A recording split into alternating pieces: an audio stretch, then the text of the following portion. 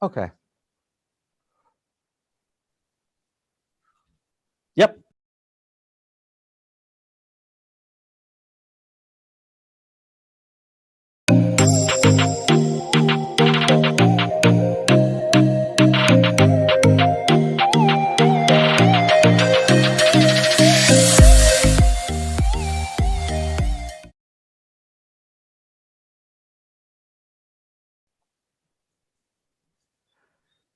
Thank God it's Friday. Hi, everybody. Welcome to Cannabis Chat for a Friday afternoon. I'm Jimmy Young in the Pro Cannabis Media Studios, and I'm joined by David Rabinovitz and from the Holliston Studios, right?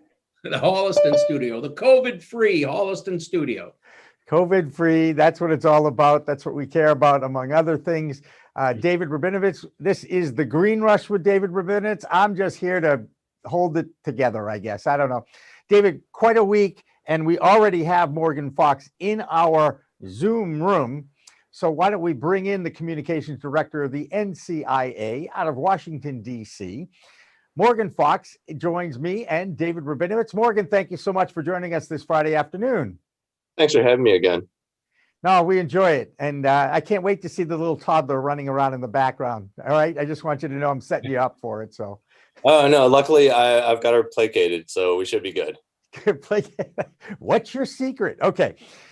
Let's cut right to the chase, because there was another interesting development in the quest for legalization and normalcy about cannabis in the United States, in the government, as the U.S. House this week approved the Medical Marijuana Research Act. And the only thing I take out of this, I guess, Morgan, is that a Republican and a Democrat actually were co-signers and sponsors on this, and they actually worked together on this one. Is that accurate?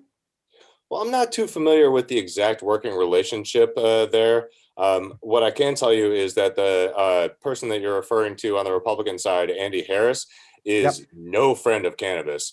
Right. I honestly think that he's pushing this bill specifically so that he can show more harms associated with cannabis, because he has been the architect for many anti-cannabis moves in Congress, particularly attaching a rider to the DC appropriations bill that prevents DC from being able to actually regulate cannabis, despite the fact that voters overwhelmingly approved legalization in 2014 by a measure of like 71%.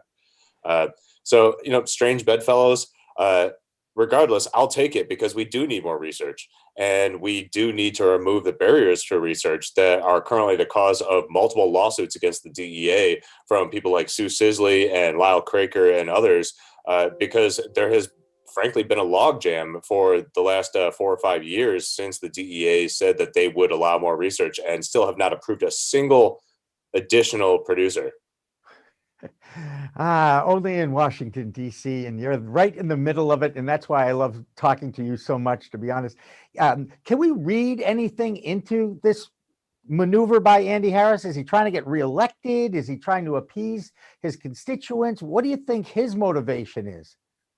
Well, I mean, as a doctor, I think he is legitimately concerned about the potential effects of cannabis, and really wants to open up research for additional information. Personally, I think that he's trying to find more evidence that legalization is a bad idea.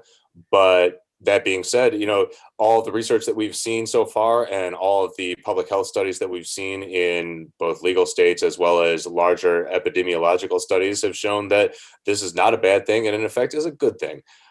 But it really doesn't matter. We do need more research, and the more people we can get behind pushing those sort of bills forward, the better.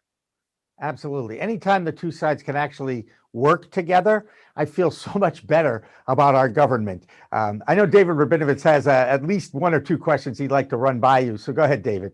So as I recall, there were a couple of people who sued the DEA over the fact they were holding up research, correct? Absolutely. A couple of people that I mentioned, Dr. Sue Sisley, who has been running attempts to get PTSD studies approved for a number of years, as well as Dr. Lyle Craker from the University of Massachusetts, who has also been trying to get a production license for a number of years because, frankly, the only federally legal supplier of research allowable cannabis is not only nowhere near the level of what is commercially available in legal states, but it's not even close to the level of what most research scientists would be considering to be a usable substance matter. That's down the University of Mississippi, am I correct? That's correct. Right. Has the fact that Mississippi voters voted in a medicinal program, has that helped you Mississippi at all get maybe more funding, maybe get better weed? I don't know. Is there any help at all? I'm not really sure. I tend to think that that program, because it is a completely federally controlled program through a single university, is not really going to be affected that much directly by the passage of Mississippi's really groundbreaking medical cannabis law. But that being said, there are going to be a lot more in-state suppliers now available. So hopefully the people that run that program will be reaching out.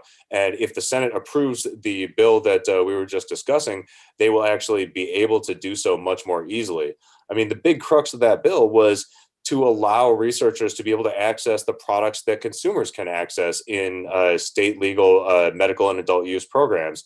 And it makes zero sense to limit the research to products that are frankly inferior and not research quality across the board, when there are a number of available avenues for research grade material that are what consumers are actually using. And that's much more important than what rats are testing on for basically garbage. Seriously. Hey, can you imagine? This was a week ago. It feels like it was a year ago, but it was only a week ago that the House voted on the MORE Act, right? I mean, it's been a long week for me. What has been the atmosphere in Washington, D.C. since the MORE Act? And is there any chance, I know the answer to this, that the Senate will take it up? Well, I mean, I really have to point out that this is the first time that either chamber of Congress has even brought a legalization measure to the floor, let alone approved it. So, I mean, this is really momentous and is a good signifier of where the American people are, particularly since it passed in, the People's House. It's also very useful strategically in finding roll count. So advocates such as NCIA and other groups are able to better determine which lawmakers need a little bit of a nudge and which need a little bit more convincing, and who we should concentrate on when we're showing them the positive results of state legal cannabis programs, whether they be medical or adult use. So in that sense, it's very, very useful strategically. In another sense, it really provides an added impetus to the Senate to start thinking about these issues, whether they be comprehensive acts like the MORE Act or more incremental issues like the Safe Banking Act and the research bill that we were just discussing, or improving access to veterans. That if the Senate does not at least allow hearings on these sort of things, they're going to look increasingly out of touch with the electorate. And particularly if we look at that politically, in terms of the recent election and the fact that medical and adult use measures passed in 3 deeply conservative states, conservative lawmakers really need to be looking at this and thinking that there are going to be political consequences on the horizon if they impede efforts to move this legislation forward.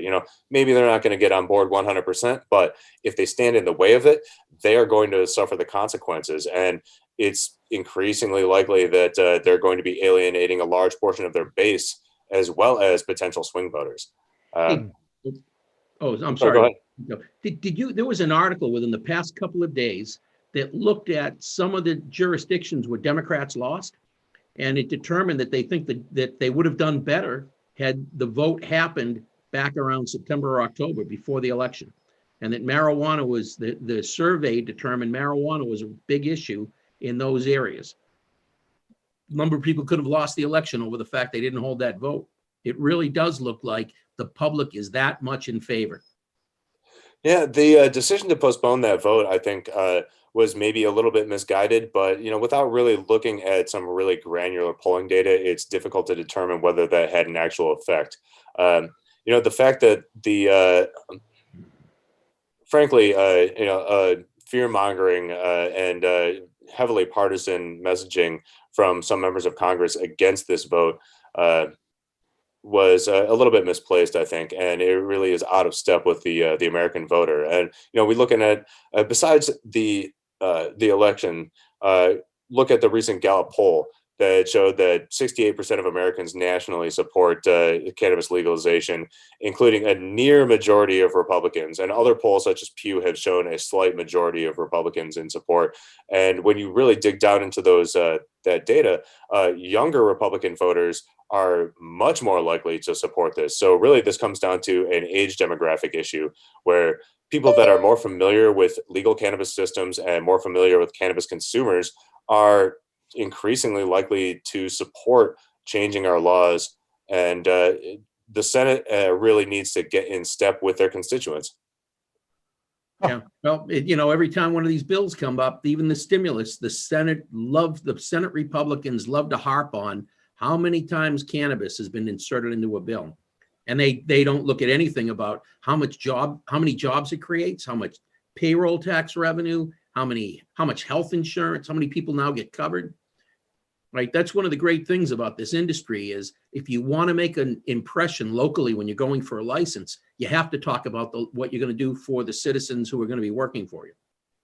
Absolutely. And I think that this was, really a tool for some members of the GOP, not all of them, because we do have a lot of champions in that party.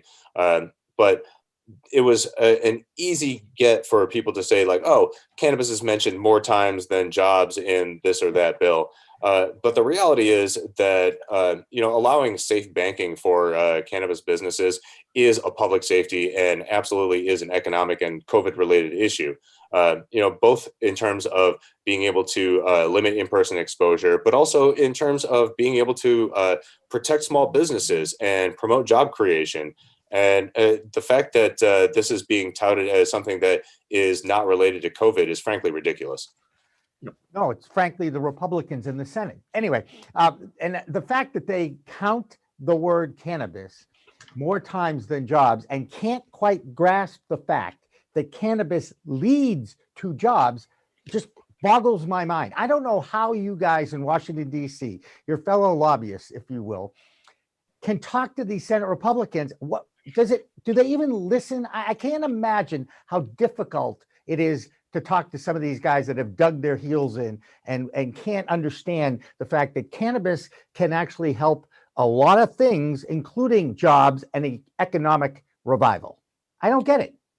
We actually are very easily able to work with people across the aisle, and we have been doing so for years. We've got a number of champions on both sides of the aisle. Sometimes people get their marching orders from above and they're regarding issues that are totally unrelated to cannabis, but unfortunately we end up becoming the whipping boy.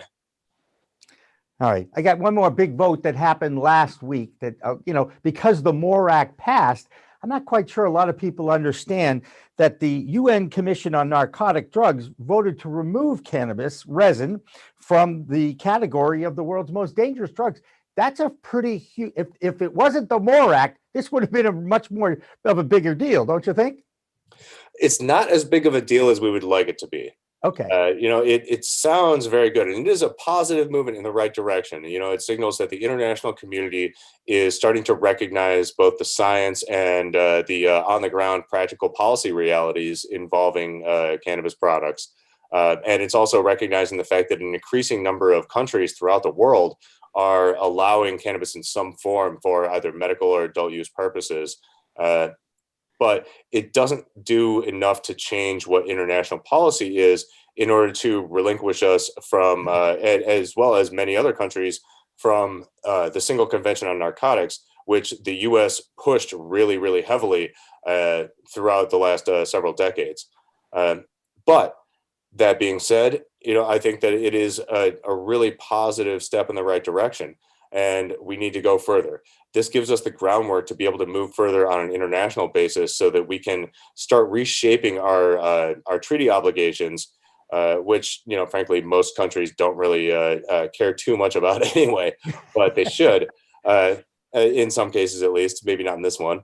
But we're moving in the right direction, and the fact that the World Health Organization has made these recommendations for several years now and are now finally being listened to, I think, is a real sign of where we're going internationally, and also it creates a sense of urgency, or it should create a sense of urgency for the United States and for lawmakers here to start really considering comprehensive federal legal changes in regards to the way that state legal cannabis markets are allowed to interact with the international market, because quite frankly, we are about to get left behind. Even despite the fact that there has recently been another delay in the Mexico legalization process, we're looking at an increasing number of countries that are looking at this subject and starting to say, the prohibition mentalities that we agreed to, and in some cases that were forced upon us because of the U.S. drug war and our international pressure that we put to follow our path, are starting to erode. Got one more question for you. You've got a new administration eventually is going to show up, and actually I know they're already working in Washington, D.C. Have you reached out? Has the NCIA already reached out to President-elect Joe Biden and his group coming in to talk more about what they expect to do? Well, we've been working with the Biden administration's team, or their campaign team, for over a year now, trying to influence their position and provide them with the information that they need to develop a comprehensive drug policy plan with regards to cannabis. President-elect Biden is not quite on board yet with where we would like to be, but VP-elect Kamala Harris is absolutely on board with it as the lead sponsor of the MORE Act in the Senate, and as a person who has really championed this issue after a turnaround from being a prosecutor for years. And I think that this administration is kind of poised in a place to do a lot of things executively to help the cannabis reform movement, even if it's not on board completely with full legalization. So I'm talking about reasserting the MORE Act, or I'm sorry, like reinstituting the Cole Memo officially, appointing much more cannabis-friendly cabinet members and agency heads across the board, and I think that that's already happening. Be it potential DEA heads, potential DOJ heads, potential USDA heads, etc. The administration could also, with the stroke of a pen, make it much easier for veterans to be able to access cannabis through the VA, and be able to allow doctors to recommend cannabis through the VA in states where it's legal. They could also remove a lot of the really unfortunate policies that are currently in place in our immigration system, which not only prevent people that are involved in completely legal, both nationally and state-wise, from being able to travel within the United States if they're involved in the cannabis industry, but that also trigger deportation proceedings in the top 5 reasons to do that, and interfere with people being able to obtain citizenship. So there are a number of things that the administration can do directly through their executive power to help alleviate some of the problems that have been caused by prohibition over the last few decades. Absolutely. Morgan Fox, as always, great insight on what's going on in Washington, D.C. from the NCIA. I really do appreciate it when you join us, especially at the top of the show, because you kind of set the bar pretty high, if you will, and we appreciate that here. I do have to take my regular 4:20 break, but I thank you so much for joining us and look forward to hearing from you in the future. If I don't talk to you before the holidays, have a great holiday season and a happy new year. Thanks, guys. I really appreciate having me on. You bet. Great. There Thank goes you. Morgan Fox. Thank you so much. And David, this is our 4:20 time. I'm going to ask David, where did the 4:20 code begin? Do you remember? I'm kind of like putting you on In the spot. Raphael High School. All right. And what's the name Boy, of the I've been on group? the show with you long enough, Jimmy. That's one thing that's gotten pounded in. They were the Waldos. They used to meet at the Waldos. They used to meet at the Louis Pasteur statue after school to catch a little buzz, and law enforcement picked up on it, that there was public consumption of cannabis going on. So they picked up the 420 call, and it was adopted by law enforcement to basically alert their own staffers that, oops, you better get down to the corner of Vine and Main Street, because sure enough, there's public consumption of weed going on. And then the cannabis community figured out what was going on, grasped at it. They celebrate April 20th on the calendar. They celebrate 20 past 4. I don't want to say on a daily basis, but we do here at Pro Cannabis Media. It gives us an excuse to play a song that was part of my youth. By the way, David, since we are kind of age appropriate, did you ever know of Jonathan Edwards before you saw him sing Shanty? No. Okay. Well, I was the more hip, because I used to listen to a radio station in Cambridge called WCAS. And now we've got Jonathan Edwards explaining why he wrote this song, Shanty, and why it was part of my experience, if you will, on the streets of greater Boston in my ute in the 70s. Let's take a break. We'll come back on the other side. We've got a great lineup for you, including some of the top attorneys in Massachusetts as far as cannabis goes. So don't go away. We'll be back after this 420 break.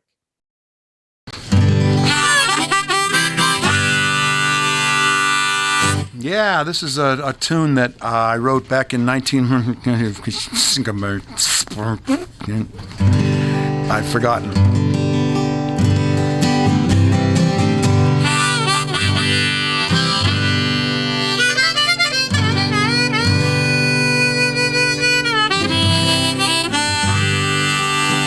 We had a saying in our old band, one of my first bands in 1966 or so. What are you going to do tonight? Oh, just, like every other night, just going to lay around the shanty and put a good buzz on.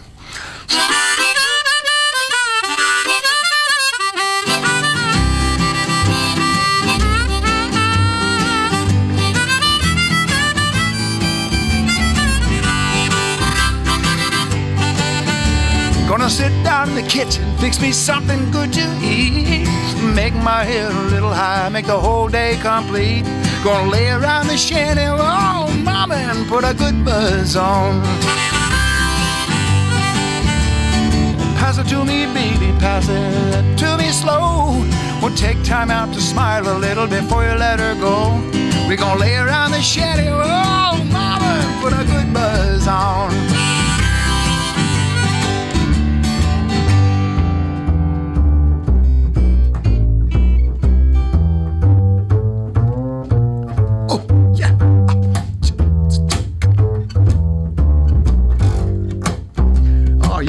You're on something. Go ahead.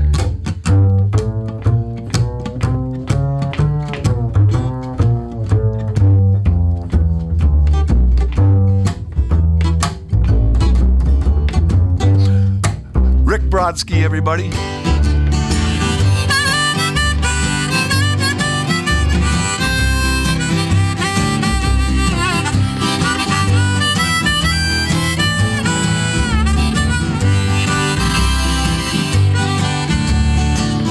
Nothing to do and there's always room for more. Fill it, light it, shut up and close that door, baby. We're gonna lay around the shanty, mama, and put a good buzz on.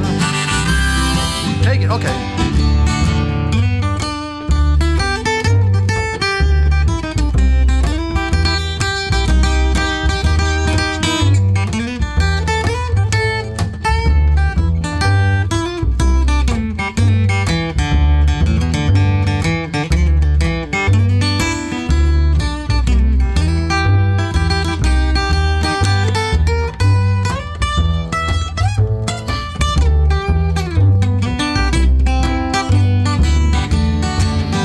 Prohibition never works, it's time to realize it. It grows in my backyard, it's time to legalize it. We're gonna lay around the shanty, mama, and put a good buzz on.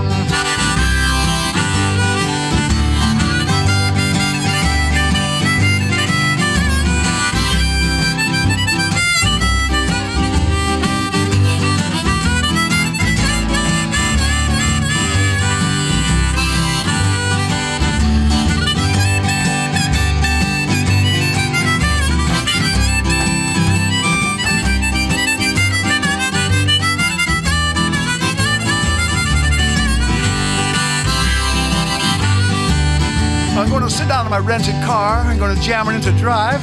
Gonna head on out and play at WSCA with Sean. I'm glad I'm alive. We're gonna lay around the shanty, mama, and put a good buzz on every night and day. We're gonna lay around the shanty, mama, and put a good buzz on.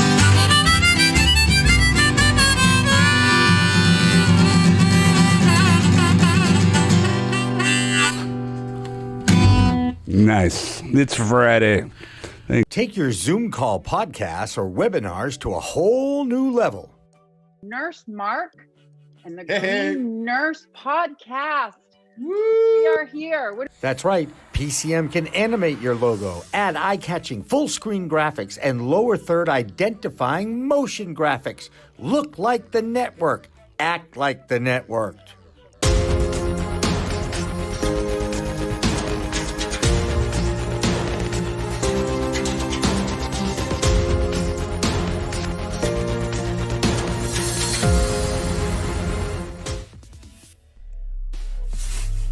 We are Pro Cannabis Media.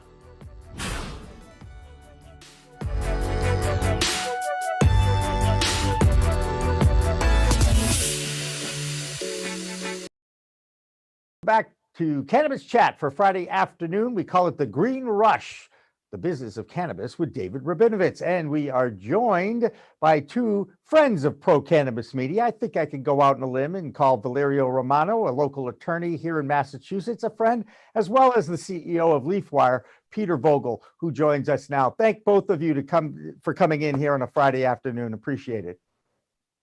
Thanks. Happy to be here. Yep, same here. Happy to be on the show. And now I'm going to throw it over to my co-host, David, because, you know, he's kind of a host in training. So this gives him a few seconds to set up some questions and talk topics for you guys. So, David, go ahead. Wait, what happened to David? What happened to his, hey, turn your darn microphone. You failed that test. Microphone is on. You just failed the test, okay? That's why I'm still in training, Jimmy. So we got two great guests here. We got Valerio, and anybody who's in the Massachusetts marijuana scene knows Valerio, and anybody who's in the marijuana scene beyond the borders should know Peter, because he runs Leafwire. And Leafwire, Peter, you're in the process of raising some money for Leafwire, isn't that correct? We are, yeah. We just started a crowdfunding raise on Seed Invest, which for us is super exciting because it's the first time we've done a public fundraise like that has a much lower minimum that anyone out in the public can actually get involved with, and you don't have to be an accredited investor. So that's one of the beautiful things about the Reg CF is it allows anyone to kind of get in and invest with a company like Leafwire. Cool. What is that minimum investment, Peter? I'm interested. So according to SEC compliance, I can't share. I can share that we're actually a little over 50% of the way raised of what we need to reach the minimum level. Okay. So it's going really well. In order to see all of the financial numbers and valuations and minimums and stuff, you can go to seedinvest.com and see it all there. Unfortunately, I can't talk about it in a way like this. And What a was record that website again, Peter? Seedinvest.com. Seedinvest.com. We'll hopefully get that up on the screen for anybody who's interested. Yeah, come check it out. There's a ton of videos about Leafwire. We did an interview with Montel Williams. We have a bunch of testimonials up from all of our members. So come check it out. You can everything you ever want to know about Leafwire is available. That's great. Did my video make the cut? I think so. I'll have to go look. We sent in. We actually got about 25 of them. Seed Invest picked about 10. So I think it is up there. Okay, cool. Great. Valerio, we got to ask you a question. First of all, we know you used to be with Vicente Cederberg. Now you're out on your own. How is that venture going for you? It's great. I enjoy it. Vicente Cederberg is a great place with a lot of great people. During COVID, it just made a lot of sense to me to sort of go out on my own. Again, I had VGR Law Firm before and sort of starting it back up just made sense for me. So that's what I'm doing, but it's great. I mean, I love working with host communities to cite cannabis businesses. I'm really sort of a true believer, anti-prohibitionist. as a co-author of Question 4 that ended prohibition in Massachusetts. It's been something that I've worked with. So it's going great. I started doing this in California too long ago to mention, and worked with folks that really paved the way for the cannabis industry, folks that, paved the way with their liberty. And now happy to continue to try to represent people in the industry and move it forward by getting state and local licenses. Valerio, do you do any work on fundraising with your clients? We do. It's the hardest part. I mean, fundraising and finding properties are really the two hardest parts of this business, without a doubt. Have you done any exposure to the crowdfunding method? No, I have not. I don't know if plant touching businesses can do crowdfunding. Peter might have more insight to that than I do. But no, I have not had any businesses that are actually plant touching that I know of that have done fundraising with crowdfunding. Yeah, and Valerio is 100% right. Because it is a Reg CF is an SEC federally regulated type raise. Plant touching companies can't take part in it, unfortunately. There have been tons of non-plant touching companies though that have taken advantage of it. And there's a variety of different crowdfunding platforms, and Seed Invest, the one we're using, for example, I know one of their bigger successes was with Hello MD. If you remember that company, they raised, I think, over $3 million on Seed Invest using the Reg CF. But you're right. Right now it is limited, and a lot of the companies that have seen success have been kind of like the cannabis tech companies in crowdfunding. So what avenues did you look at before you decided on going the crowdfunding route? And why did you choose that one over any other alternatives you had? So we have raised money the more traditional way with a Reg D fundraise, which is where it's only accredited investors, and that tends to have a higher minimum, usually 25,000. So it does limit the number of people who can be involved if they don't happen to be an accredited investor. So we have raised money in that way in the past. We were really attracted to the Reg CF fundraise since we are a public-facing company. And we have a lot of members, we're up to 36,000 members now. We have a lot of people who are active and engaged on the platform.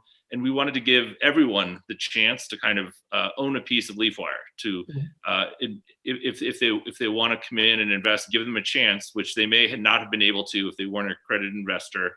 The other part of the crowdfunding platform that's kind of exciting for us is obviously you have a much larger volume of people who invest than in a Reg D type fundraise. So if using hypothetical numbers, if you get 1,000 people that invest, you automatically have 1,000 ambassadors and kind of cheerleaders who are out there supporting you, talking to their friends about you. And those people could become your best users, your best customers, your best advocates. So it's kind of a side benefit in addition to just raising the money is that you're actually getting a huge number of ambassadors who are out there promoting you. Yeah, I remember that from many years ago. I went to work for a company that was in the equipment finance business, and they were raising capital. And I remember the CEO indicating he liked everybody to own stock because the more people that own stock, it was basically what you're saying. There were more advocates for the company. 100%. Yep. So I'm one of the trainers for the state social equity program. And one of the things I tell the students in the class is you definitely have to have, you should be on LinkedIn, but if you're going to be in the cannabis space, you have to be on Leafwire. So for those who aren't familiar with it, take a minute and tell us what Leafwire does. Sure. So we built Leafwire. We were intending it to be similar to a LinkedIn type platform, but 100% for the cannabis and hemp industries. And it's a place for the community to connect with each other, to share news, to promote events, to announce new products, send each other messages. People connect just like they do on other social networks. We've actually had over 700,000 connection requests sent across the platform from one member to another Leafwire member. And the stat that I find even kind of more engaging or interesting than that is over 40% of them have been accepted, meaning that we've created over 300,000 connections since we launched the platform with people who previously had not known each other. Now, I've found Leafwire to be great when you go into a conference or some sort of, or any type of industry gathering where you're going to have people from multi-states. It's a great place to find out who's going to go and who's going to be and how to connect with them. Yes, definitely. And we're getting busier every month. We're actually up to our monthly active users are about 25,000 right now. And that has been growing consistently since back in January of 2019, we were at about 5,000. So we've grown 5x in terms of the number of people that are actually coming onto the platform. And that's similar to our member growth. Back then we had about 4,000 members about 2 years ago. Now we're up to 36,000. So we've had about 7x member growth since we started. I remember when we met, you were at 6,000. So that was about 2 years ago, and you've done a great job. And back then, I remember the elevator pitch was Leafwire, a LinkedIn for weed. I mean, that's really was the simplest way to explain what the model was. I want to ask Valerio, how do you guys set valuations for companies? Is there a formula? Is there an anecdote you could give us about how you set valuations for how much companies are worth? Well, I mean, again, one of the most challenging aspects of this is setting valuations. It depends on where the company is along the way. So obviously a company that has, no licenses and simply an LOI on a property is worth less than a company that has a binding agreement on a property that's properly zoned. Then you move up from there to local permitting. You move up from there to state licenses.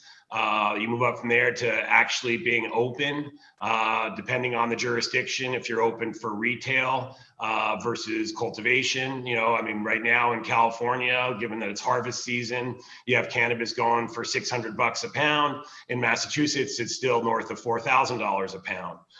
So the different license types in different jurisdictions make a big difference. But I've seen valuations for companies that have what they call provisional licenses in Massachusetts, local site control, local approvals, valued at, and by independent valuators, by, $9 million, which I thought was pretty high. But that can be the value of a company. It's not a typical 3x revenue model plus the value of your assets. It just depends really on the jurisdiction that you're in and the stage in the process that you're in. When you're starting out, it's just sort of a dream, and there's so many hurdles between the idea of getting a cannabis business open and actually opening that it can be quite challenging. And raising money too early can be a big problem too, right? Everybody would, if it costs $6 million to build out 25, 30,000 square feet of cultivation in Massachusetts because our economy is booming, if you get all that $6 million in the bank on day one, although it might be nice to see that money in there and rely on it, if you're accruing interest at 15 or 18% on $6 million for the 18 months or 2 years it takes you to get open, that interest that's accrued will just crush you by the time you're actually open. So, you want to really be thoughtful about your raise as well and how you structure it. More conventional construction type loan that you draw down on, convertible notes. You really want to be thoughtful about your raise as well, in addition to how you formulate your valuation. One of the things I'm working on with a client right now is actually trying to put together a valuation matrix with a bunch of different companies so that we can plug and play these different things that I just mentioned into this matrix and pop out the other side a number. And then we can take that number and shop it around. So it's something that we're working on right now. But you need to sort of get the Wall Street folks to buy in on it so that it can have some substance more than just a lawyer. No. So David, you were mentioning how it's a harvest season in California. $600 a pound out there, but it's $4,000 a pound back here, right? That's primarily because you can't bring it over state lines. Let's assume the MORE Act doesn't get past the Senate for whatever reason, but the incoming administration takes marijuana off the Controlled Substance Act schedules. and just fully deschedules it, because they don't need an act of Congress to do that. That's the signature of the Attorney General, if I understand right. How do you see that impacting interstate commerce? So if cannabis gets descheduled or rescheduled even to Schedule 2 or Schedule 3, I don't think that's going to have a huge difference on Massachusetts, particularly. Some other states that maybe are a little more, liberal. People think of Massachusetts as its ultimate liberal state, but I call it, progressive Puritanism. And people freak out about cannabis in Massachusetts. And so I think that similarly with liquor, you'll still have the robust state licensing and the requirement of independent lab testing and the oversight that the Cannabis Control Commission performs on cultivation, product manufacturing, with that independent lab testing, I think will continue. And I don't really see any time in the next 5 years at least that Massachusetts is going to be accepting cannabis grown outdoors, in Humboldt, just coming across state lines here, no matter what happens with scheduling or rescheduling, and whether that happens through Congress or not. But if they legalize it at the federal level, can the state actually stop out of state product from coming in? I mean, I would think that would be run in conflict to the Commerce Clause. Well, I mean, similarly with alcohol, you can potentially bring in small amounts for yourself, but you can't come in and bring in alcohol and sell it in Massachusetts without a license to do so. And that's really what we're talking about, not small amounts for yourself. So I continue to see the oversight that the Cannabis Control Commission has and these individual municipalities have staying strong for a number of years to come. No. That's going to keep the prices high in the Bay State. It sure is. But look at the tax rate and whatnot in California. It's the price of cannabis for just an eighth of flower in California isn't any cheaper than it is here. As long as it's all tested, I'm very happy with it. I certainly understand that the illegal market exists.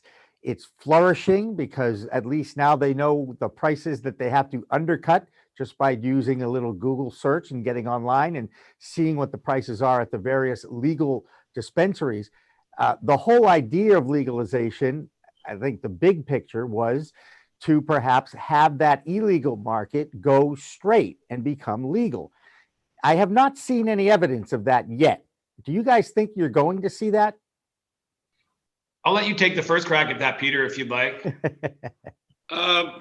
It's probably a better question for you, Valerio, I think. Yeah, so I mean, honestly, it's been a failure of the way the program was rolled out in Massachusetts. As a co-author of the ballot initiative that ended cannabis prohibition in Mass, it was absolutely one of our goals, was to bring down the black market, right? So we had independent lab tested cannabis that wasn't filled with pesticides, that wasn't moldy, that wasn't, sold by, your corner drug dealer who also had, Percocet, Oxy, and cocaine that he or she was offering, right?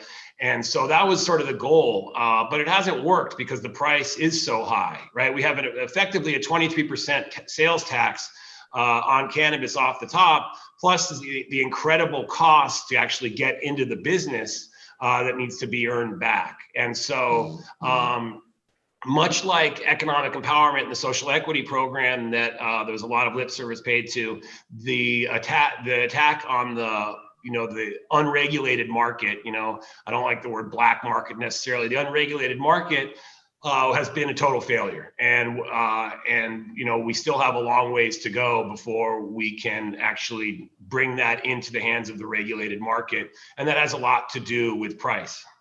So Valerio, I've talked to some of the unregulated, unlicensed dealers who they take in their orders electronically and they home deliver. Because one of the arguments I've been making to municipal officials who are worried about home delivery is it's already happening. It's been in your community for a long time. And if you don't know it's there, it shows you how well it runs. And that's not even when it's running regulated. When home delivery gets up and running in Massachusetts, do you think that's going to have an impact on the unregulated market? Maybe some. I mean, the home delivery license type, which there's 3-year preference for social equity and economic empowerment. I had spoken with Jimmy about this a few days ago. Really, the cost to get one of those licenses is still extreme. You still need to have a brick and mortar to store the wholesale cannabis that you produce. You need to secure that brick and mortar. So you have to follow all the security requirements. You need to get local special permit, site plan reviews. So you need architects and engineers. You need counsel. The regulations are incredibly, voluminous and confusing. You need to have basically a tricked out Sprinter van with 2 people driving it around at all times. It's $500,000 on the low end to get one of those licenses.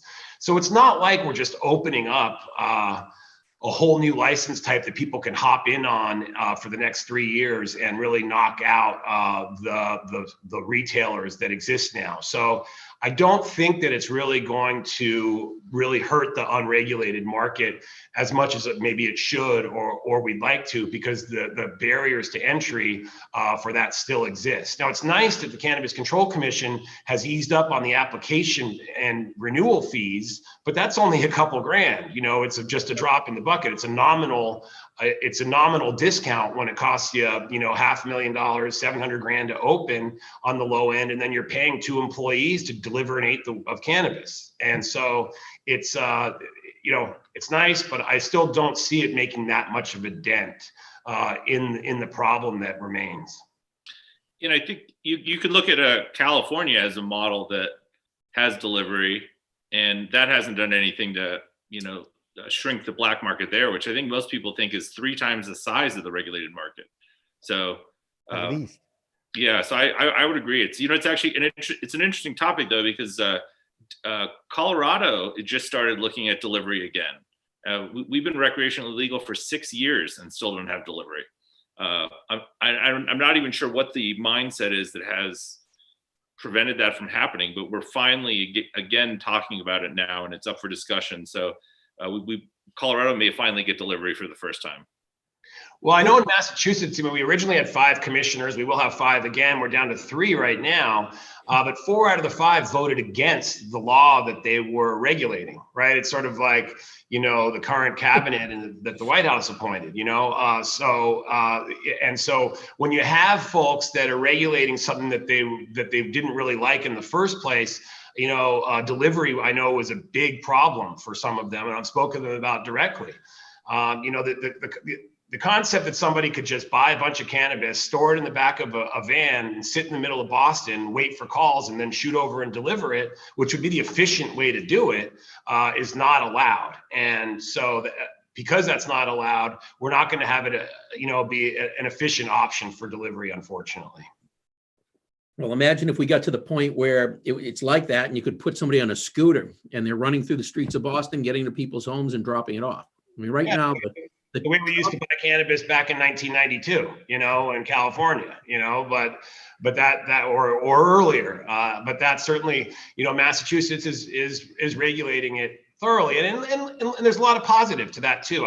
Sometimes it comes across like I'm bashing the commission, and I'm not. There's a lot of positive to what they're doing, because somebody like me, I'm a professional. If I was to get cannabis, I want to get it from a dispensary, because I know that it's independently lab tested. I know it has no mold. I know it has no pesticide. I know if it's a card, it doesn't have vitamin E acetate in it. I know if it's an edible or some other infused product, and somebody I love is eating one, if I'm sharing it with my wife or whatever, I know that we're eating something healthy. And so for me, I'm all about the regulation. I just think there's pluses and minuses and push points where, we can ease off on portions of it. Peter, can I ask you a question about your own membership? And since the ballot questions were approved by 5 different states, have you seen a spike at all in your membership growth, more than what you've normally seen? We've continued to grow during the pandemic all along at a pretty strong pace.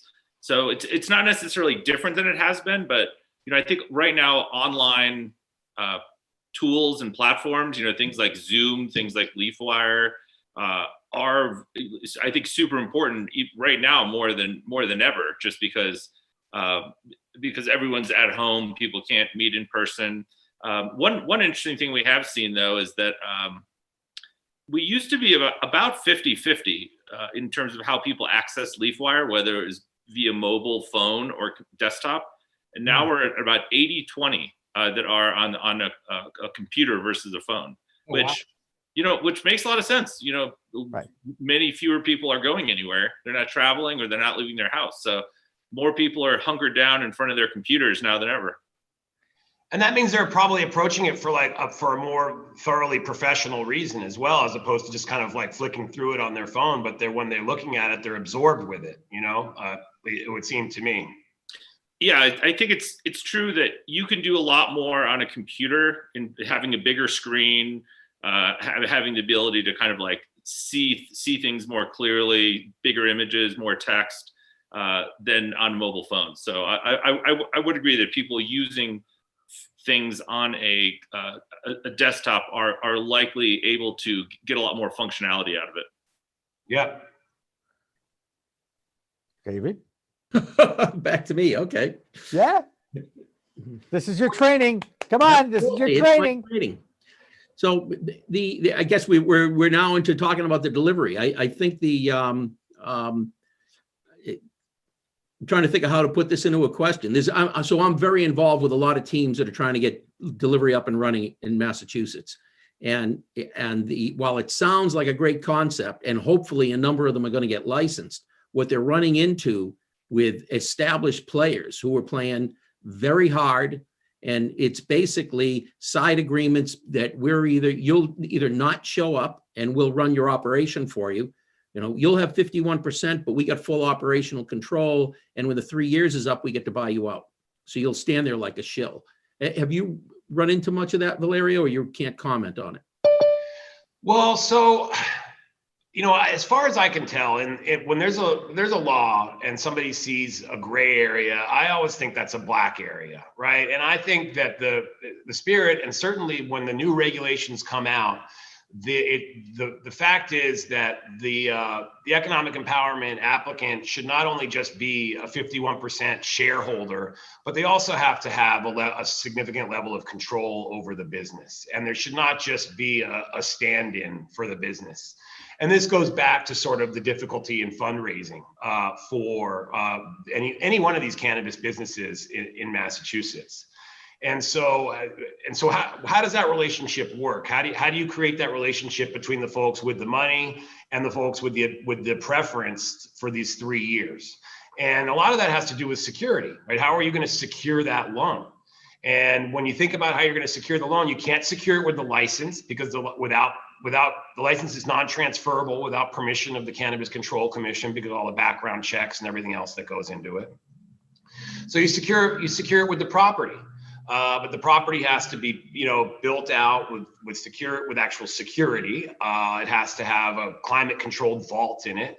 So the lender will get security on that property, but you also can't secure it with the cannabis product itself, right? Which frequently the inventory is a large part of what the loan would be secured for too in the event of default in a typical business. And so finally, you secure it with cash flow receipts and bank accounts. So those are the ways that somebody who wants to invest in an equity applicant who has that 3-year preference for one of these wholesale delivery licenses to manifest it and make it real is able to do so. But when I work with those who want to invest and just use somebody as a straw person, I just tell them that's not a good idea. The Cannabis Control Commission will see right through it. I mean, in the last year or two, we had these multi-state operators who wanted to invest in Massachusetts and were basically chased out of Massachusetts. And they weren't even trying to use the folks as straw people. They had legitimate contracts with them that were fair market value under cannabis terms, and they were still chased out. So I think the contracts that people have with the economic empowerment applicants that have those 3 years that reflect terms like that, I think the Cannabis Control Commission is going to see right through them. And I don't think that they're going to be well received, and ultimately they're not going to be awarded those licenses. Hey, let me put you on the spot with a question you may not want to answer, and if you don't, I understand. But let's assume that one of the current operators who has to be suitable to hold a license gets caught playing those kind of games. What do you think the commission should do about that? Just slap them on the hands, let them go, fine them, suspend it, yank their license? So I feel like the one thing you can do, so the commission gives you a lot of ability to amend your application. You have problems with your application, they send it back with a request for information, an RFI. They say, fix this, fix that, fix this. It's not like the early days of the Department of Public Health when you would just get kicked out of the process for who knows what reason, right? The way that you can run afoul of the commission nowadays is by being dishonest with them. So if you're caught red-handed being dishonest with the commission on a material term, then that's the kind of thing that, yeah, there should be some consequence. I don't know about being kicked out of the process because I think the commission likes big fines. You've seen over the last year plus, you know, these $500,000 fines for different companies, $250,000 fines for different companies. So I don't know if completely being removed, but if you're going to be straight up dishonest with the commission on a material term, then I do think, you know, a substantial fine is probably the remedy. But that being said, I feel like the commission should probably hire an independent group that can evaluate, an independent group of business people that can evaluate these terms and figure out where they represent real fair market value terms. Because I remember during the whole multi-state operators trying to invest in smaller businesses when they were all their money was basically chased out of the Commonwealth, they were offering fair, reasonable terms. And the folks that were making that decision at the commission didn't have the business sense to know one way or the other. So I feel like they should actually, and people at the Globe who are writing about it didn't necessarily know. So I feel like they should hire an independent third party to make these valuations, and it shouldn't be so political and reactionary. And that way they'd be able to stand out of it, say, hey, we hired this group, they figured it out, and let's let them take the heat for it. And that way there wouldn't be, you know, the issues that we had over the last couple of years. And we would know that any sanctions that actually happened were based in truth and reality as opposed to just perception. Sure. Didn't they do that with Citrin Cooperman? They hired, I believe they hired about the 25th largest accounting firm in the US. And I thought they hired them to take a look at the applications to determine where the real ownership is and whether there's any violation of the ownership limits. There was some level of that, but I never communicated with them. Yep. All right. Hey, you know what? We're up against the half hour, as they say. Both you guys have been great. Peter, once again, how do people find out about your offering? They can just go to your website. I mean, I got the newsletter, so I'm obviously a member. But how would someone who isn't a member sign up for Leafwire? Obviously, just go to the website, right? Yeah, of course. I mean, if anyone who's not a member, we'd love for you to come join the community. Just come to leafwire.com. Just a couple easy fields to fill out and join. It's completely free to join. Create your profile. And for anyone who is interested in the fundraise, I would encourage you to go to seedinvest.com, and you'll see several different companies now that they're fundraising. Leafwire is being one of them, and there's a ton of information there. So come check it out. Yep, you're right up there on the front page of Seed Invest under the right now we're the fourth one on the right, like we're right on the homepage there. So just go to seedinvest.com, and there is a discussion board on there as well, where anyone who wants to ask questions that I monitor. So anyone that wants to ask questions can post questions there, and people can ask to reach out to me personally as well. It has to be approved by Seed Invest. But anyone who has questions can post them right on there, and we'll try and answer them as quickly as possible. Great. Fantastic. And looks like you got about a little over 2 months left for anybody who wants to take advantage of this. There you Correct. go. So for Peter Vogel and Leafwire, thank you so much once again. Good to see you, sir. Valerio, always a pleasure, even twice in 1 week. And for those who don't know, Valerio and I are on this week's In the Weeds with Jimmy Young, my regular podcast, and you can listen to that on all our social media outlets that are out there. But we have to quickly take a break. We'll come back and we'll have more lawyers. And Valerio, I'm going to go out on a limb thinking, I bet you know Blake Mensing and Walter Sullivan. I do. Excellent lawyers and great people. I know they're going to have a great talk. All right, there you go. Thank you so much, Valerio. Right. And we'll be back with more of Cannabis Chat after Thanks, this. guys. Thank you, guys. Bye-bye.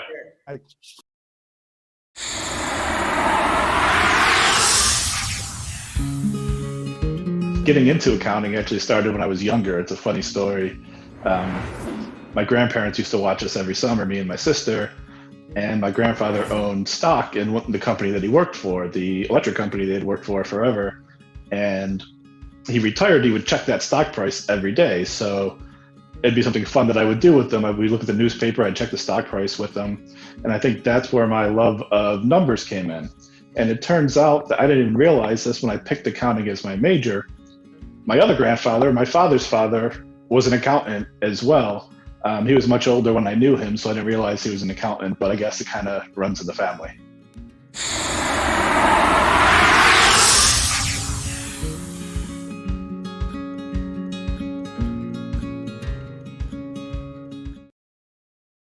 Take your Zoom call podcasts or webinars to a whole new level. Nurse Mark and the Hey. Green Nurse Podcast. We are here. That's right. PCM can animate your logo, add eye-catching full-screen graphics, and lower third identifying motion graphics. Look like the network. Act like the network.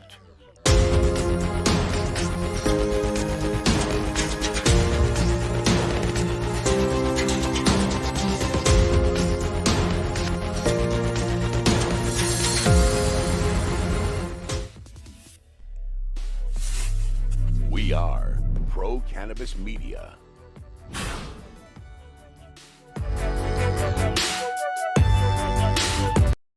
All right. Welcome back to a Friday afternoon of Cannabis Chat. We call it the Green Rush with David Rabinovitz because even though I'm Jimmy Young in the Pro Cannabis Media Studios, David Rabinovitz joins us every Friday to talk about the business of cannabis. And we're so happy to have two friends of PCM on with us this hour, Walter Sullivan and also Blake Mensing. Thank both of you guys for showing up and joining us here on Friday afternoon. Jimmy, it's always great getting high with you. Jesus. That's on my to-do list. Yeah, It's always on your to-do list. I mean, that's the problem, guys. You know, it's a socialization process. The cannabis always has been, you know, around the corner, you pass the joint and all. That's gone now during COVID. And look at where we have to do this now. We have to talk to each other through these quads and Zoom calls. It's a completely different animal, how we're all doing business and adapting during this difficult time. And Blake, where are you right now? What town? In Holliston. You're in Oh, Great place. I thought I it was didn't gonna know be they had a someplace waterfall. exotic, right? I got David in Holliston. Walter, where are you? I'm in the South Shore. And In hang the on. South Shore. Well, that narrows it down. Can't you tell by the sailboat behind me? Oh yeah. All right. So we're in Wellesley, we're in the South Shore, and we're in Holliston. I liked it, David, when we had the show. We had the guy from Peru on, and then we had Colorado, and you know, even this Monday, I've got a guy from Ireland going to be calling in, and I don't think you know him, Walter. I just want to say. What do you think? We all know one another? Yeah. All right, Hey, guys. Jimmy, Let's how do you cut to like the fact that I'm a Boston College graduate? I used to go to Mary Ann's. Now I can go get Mary Jane. That's right. Let's talk about that because that was a very controversial thing to bring cannabis close to a BC community, Boston College community, in a bar that has such a history, Walter. Good way to describe it. You're being Mary Ann? so nice. You always know how to use the pleasant words. But let's remember, not everybody's from Boston. So Walter, let's give a background to everybody as to what was going on. Yeah. So to give you an idea, Mary Ann's was a bar located in Cleveland Circle at the end of the Green Line of Cleveland Circle. You could go in there in the afternoon and sit at the bar and have a few drinks. And next to you could be the guy that was driving the Green Line. That ride back from Cleveland Circle was always a little shakier than the ride there. It was a famous bar or infamous bar in some cases. And I used to run the Alcoholic Beverages Control Commission, and we did an investigation of it with regard to sports gambling occurring there involving Boston College students. No, and I am people shocked playing. to hear that. A couple of times with BC, but it went from being a bar to be closed down. It took 4 years. Mary Ann's is no longer Mary Ann's, but it does sell Mary Jane. Is that dispensary open now? No, not open yet. It's working its way through. That's The right. And more interesting importantly, thing it's across is, the street from Pino's Pizza, which is still one of the best, well-known secrets in the greater Boston it is an area. amazing pizza place, even at 3 o'clock in the morning. That's the best By time. the way, I love the way you say the word BAR. Now, let me ask, since I have two lawyers here, if I admit that I went to Mary Ann's when I was 16 years old and the drinking age was 18, does that get me in trouble right now? Pretty sure the statute of limitations is run on that, Jimmy. I mean, Blake's only 18. I wish. You know, there was a lot, we kid about this, all right? But for many, many years, Mary Ann's, I think, led the league in violations, Walter? Is that Yes. accurate? Yeah. When I was at the Alcoholic Beverages Control Commission, I was quoted in the paper saying what a reputed place it was. All my friends from BC called me and said, "Wait, weren't you one of the people that made it that way?" Yeah. There was a lot of controversy about awarding that location to a licensee who has yet to open yet. And I know that one of the former members of the Boston Police Department was involved on the other side trying to stop it. You know, I just don't understand how it is that you can look at a place like Mary Ann's that was historically violent, lots of violations for underage service, and yet they were actually saying that it's going to be worse for the BC students now that there's cannabis for sale there. Well, you know, it's actually interesting in the sense, first of all, the person you're talking about was the former captain of the Brighton district that oversaw Mary Ann's. He became the police commissioner of the city of Boston. He's now the director of security at Boston College. And he used to go after BC like crazy for violations and kids drinking all around the place. It's funny how people still think a cannabis retail store is worse than a place like Mary Ann's, a place where kids go drinking old enough and sneak in underage, and the problems that existed afterwards. Right. And by the way, I didn't even get carded back then. Hey, Blake, you know the statistics. Now, how many people, let's not go for how many people die of alcohol poisoning, but how many people die annually from marijuana overdose? I'll give you one better. In all of recorded human history, that number is 0. And it's a simple matter of biology. The rule of thumb that I've seen, analogizing from animal tests with basically mice, it would take an adult human the equivalent of 1,500 pounds of cannabis consumed in 15 minutes to approach anything like a lethal dose. And I got to say, 1,500 pounds in 15 minutes, I mean, Snoop Dogg and Willie Nelson couldn't handle that. So it's not possible. And it's actually interesting in the sense, there are a number of drugs that you can overdose on.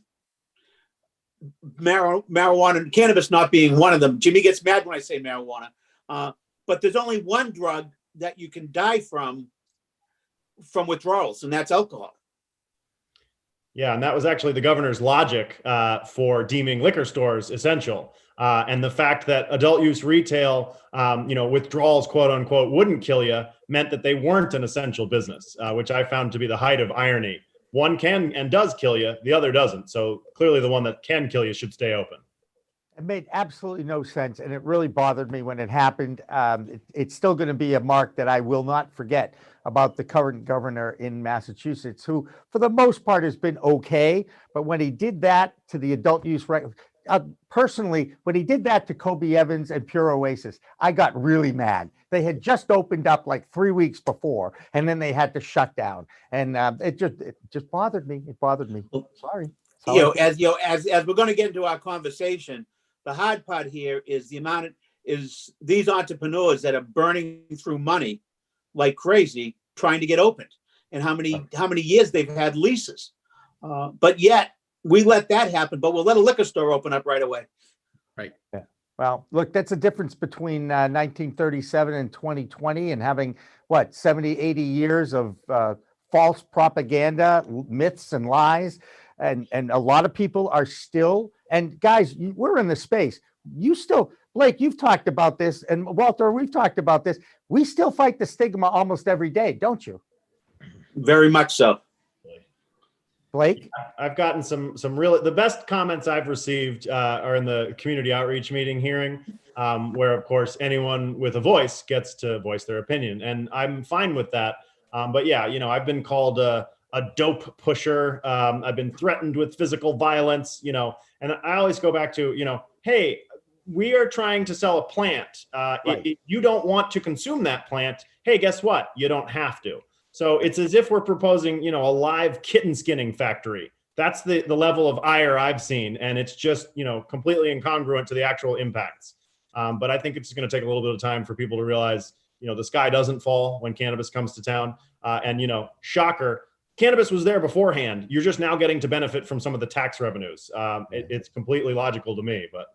And that's going to be interesting, Blake. As a result of the pandemic, cities and towns trying to come up with new revenues. And the cannabis industry is a great place to go right now. Absolutely. Yep. Well, there's a number of communities that had been, let's say, lukewarm, but receptive, but on a lukewarm basis. And then once COVID hit, I know people who were just making inquiries who started to get calls back from certain communities saying, hey, we'd love to have you. What can we do to help? Right? It's amazing how money can cure all ills. David, it's actually interesting is that one of the biggest failures, one would argue, is prohibition. And we're talking alcohol prohibition. Sure. Prohibition of cannabis existed too until recently, and still in some states it is. Federal government still has it prohibited. But the interesting thing is one of the reasons alcohol was repealed is because the loss of taxation. The federal government needed funds, states needed funds.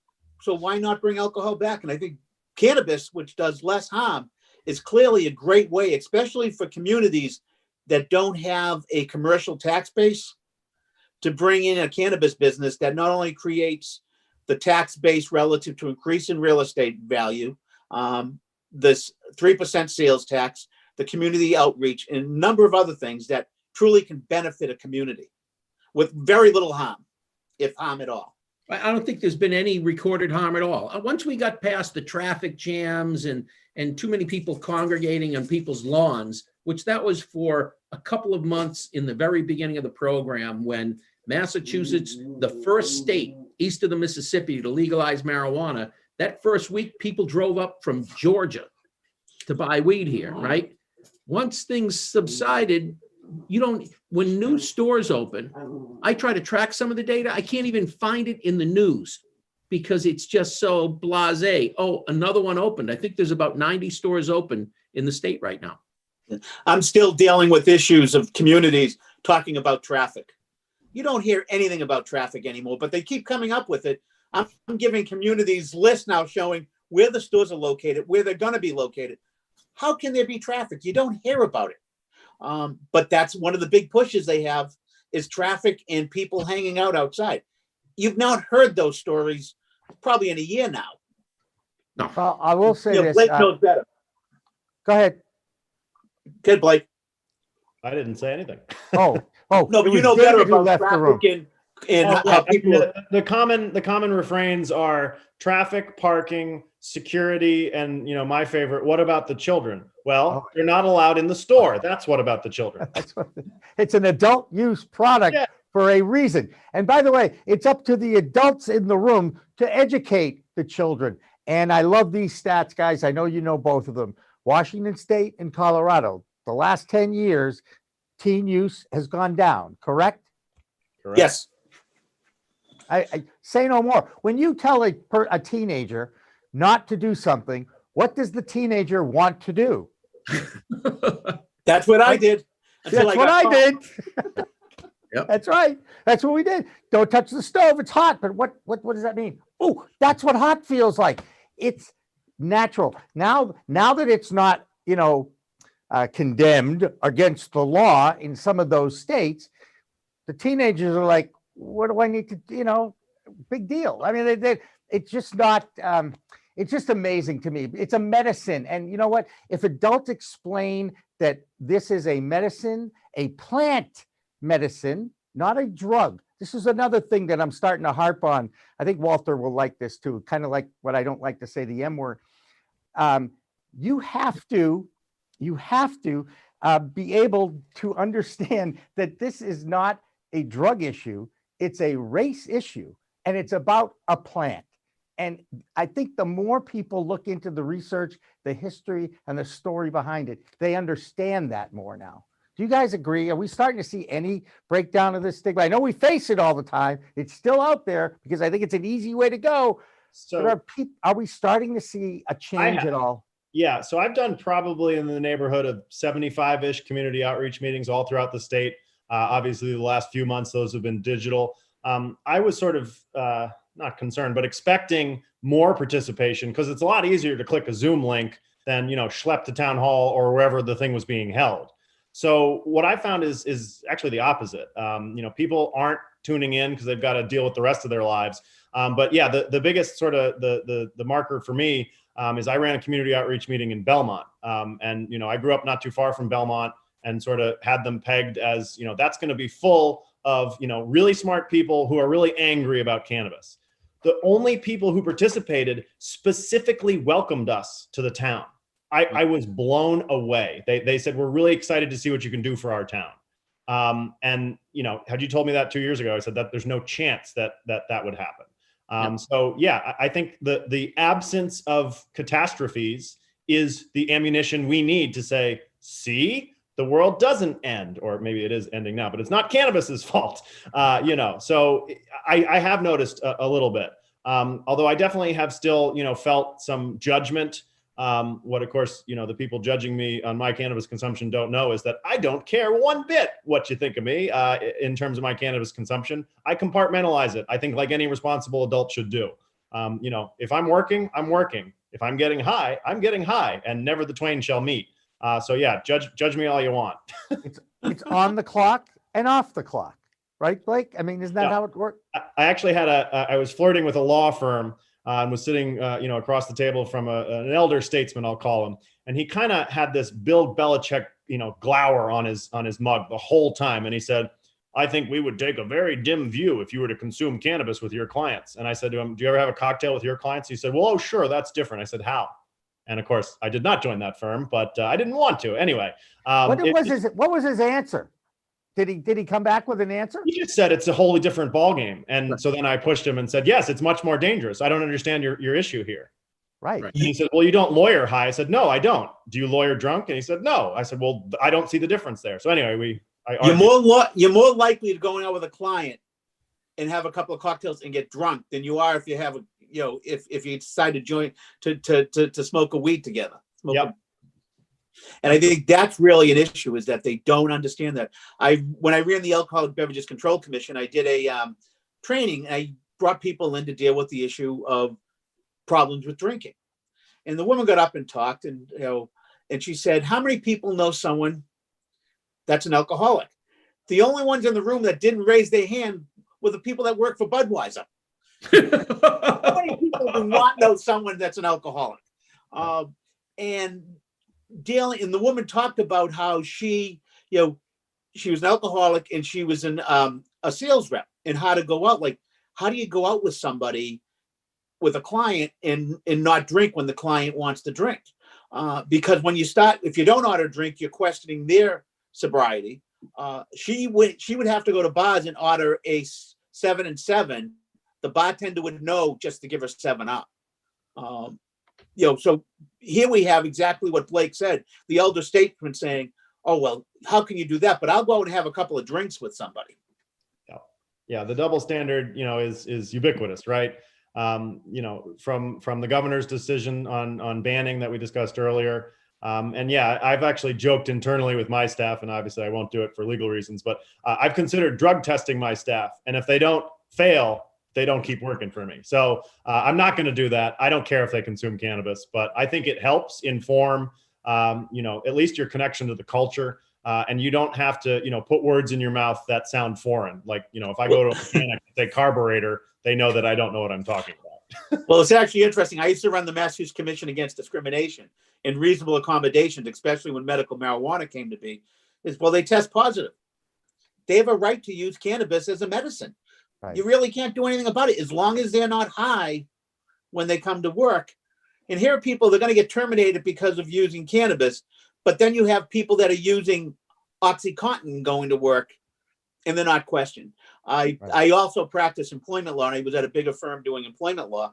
And we started telling employees, don't test for cannabis. You won't get any employees, and really good employees if you start, if you're using that as your litmus test. Yeah, and some of the rumors that prohibitionists like to sort of start saying people who consume cannabis are more prone to accidents at work. The data doesn't show that. And again, if you're not actively high at work, what difference does it make if someone consumes after hours? And again, especially if there's a medical patient involved.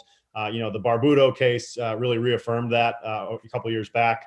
But yeah, I think all employment decisions should be solely based on performance. If you do your job well, what does it matter what you consume when you're not there? Blake, that's what you're doing. You're going to, as long as they can take a whole joint and be okay. Yeah. I try not to judge. You mentioned performance, okay? And job performance. And when I think of performance, I do go back to my days as a sports guy, okay?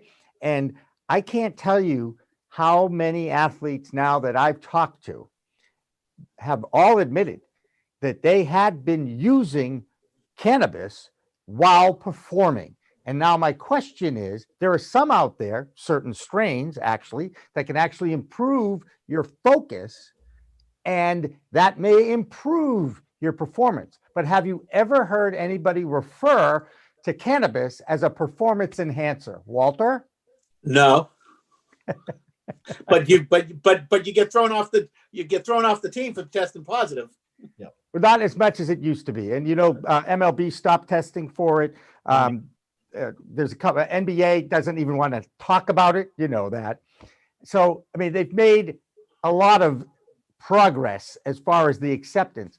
But I was amazed when I was talking to athletes that played for local teams here in the greater Boston area that admitted that they performed in that arena under the influence of cannabis.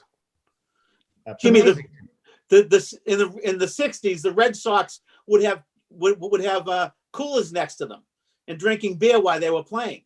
A group of Red Sox players brought a truck of Coors up, which was illegal at the time to sell in Massachusetts. That's and right. were drinking while they were playing. And if you ever read the book Ball 4, and if you're a sports fan, you haven't read the book Ball 4, you're not a sports fan. Back in those days in the 70s, amphetamines were rampant in baseball. And if you play 162 games a year, you need some kind of an edge to get you through that whole season at some point. And that's how that happened. So performance is an interesting word when you talk about cannabis and the effect it has, because there are certain people that have medical cards that are actually getting low doses of THC, high doses of CBD in the morning, even before they go to work, and their performance has been fine, depending on what job that they're doing. So there's a lot of different new conclusions being made about use and regular use of cannabis in the workplace. And I just thought I'd make that. It's just a new mummy's little helper. Yep. Exactly. So Jimmy, we're doing great here, but we were all going to talk about like buying and selling of businesses. So maybe we ought to actually into that. David, we will. I actually, what I wanted to do was kind of get this friendly conversation going a little bit, and then tease the fact that I do want to get to the MORE Act. I want to get reactions to both these guys about the MORE Act being passed. And then we can certainly get into merger and acquisitions, valuations, and all that legal mumbo jumbo business stuff that I know you want to talk about. And David, as a host, you still get to jump in and tell me, give me a chance. Stop talking, Jim. No, let's ask him about the MORE Act. And what do you think about the MORE Act? Obviously, what do you think the odds are it's going to pass? And if it doesn't pass, I'm really interested to hear if the AG comes in and deschedules cannabis. Right. What's the impact of that versus legalization via the MORE Act? But what do you think?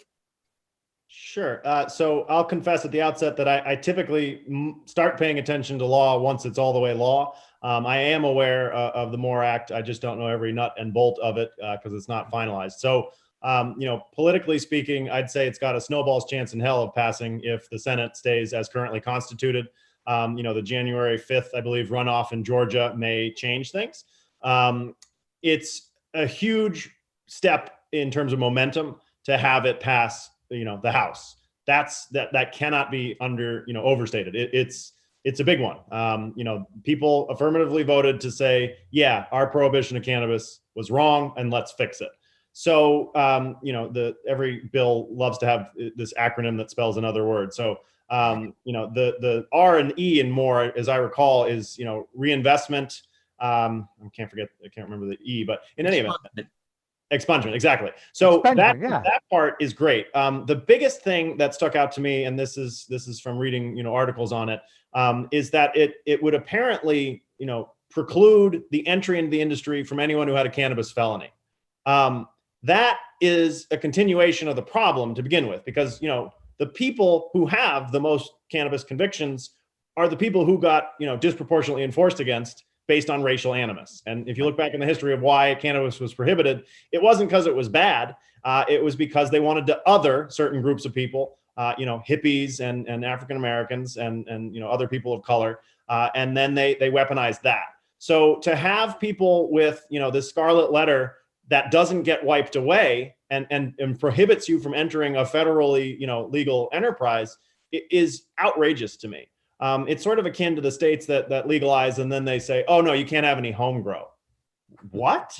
Yeah, the logic there is clearly only greed motivated, and I don't support that at all. And the sort of analogy I would draw is, it's legal to grow your own tomatoes. Not everyone does. Like there's no threat from a home grow. Frankly, having done a home grow, it's a pain. And I would rather someone else grew it who has, the skills. Same reason I don't grow tomatoes. So yeah, there's a couple flaws in there. I think expungement would be huge. Now, if there was a loophole where you could get expunged and then become, eligible, then I'd be okay with it. But yeah, right now, I don't think that's going to go anywhere unless the Senate flips. But it hammers home a conclusion I reached a couple years ago. Federal prohibition going away is a matter of when, not if. No one's talking about keeping that in place. Its days are numbered. So I agree with you, Blake. I thought it was going to go away during 2020, with national elections taking place. Great way to create revenue and to address past wrongs. But it didn't. I'm not sure if we'll make it this time. I hope the Senate realizes it's the way to go. To speak to Blake on the issue of being expunging convictions, when I ran the ABCC, we had someone who possessed a joint for violation of the Controlled Substance Act could not hold a liquor license. Tell me that's crazy. And now being found guilty of a felony relative to cannabis is really, and I forgot what it is, it's a couple of pounds. It's just, we have to draw the line somewhere. First of all, cannabis should never have been put into Schedule 1 because it was a medicine at one time prior to this. And it is a medicine and always has been, but they prohibit it. Schedule 1 is supposed to be for something that has no benefit at all. Right. It just didn't make sense. And who knows what Nixon's thought was. Ever. Okay. And by the way, I do remember Tricky Dicky. Okay. Hey, we're going to take a quick break here. And then when we come back, I promise I'm going to give David the whole half hour to fill and ask questions about merger, acquisitions, valuations, all that business mumbo jumbo stuff. So don't go away. Cannabis Chat continues after this.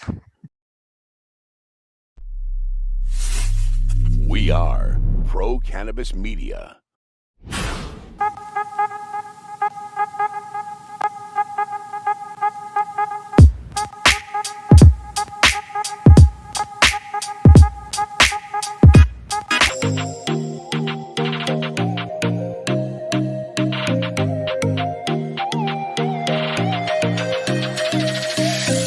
Well, hello there.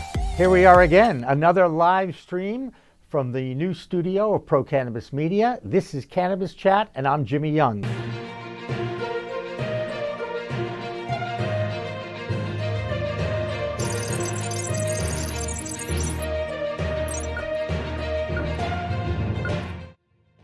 Hi, everyone. Welcome to Weed Talk News. I'm Jimmy Young, the founder of Pro Cannabis Media. And I'm Kurt Dalton, the founder of Cannabis.net. Every week, Kurt and I get together to review some of the biggest stories in the cannabis industry. He and I talk about them. We have a few comments, and then we get reports from Canada, New York, and Washington, D.C. And this week's no different, Jimmy. We finally have Vermont moving toward recreational cannabis with retail opening in their state. We have an old state and a new state, Colorado and Illinois, both setting cannabis sales records in July, as well as multiple efforts to legalize the cannabis plant in America, including our friend Steve D'Angelo getting involved. But first, let's go to Deborah Borchardt in New York to check on the financial weed scene. Deborah? Thanks, Kurt. Thanks, Jimmy. Well, things seem to keep going the wrong way for Charlotte's Web.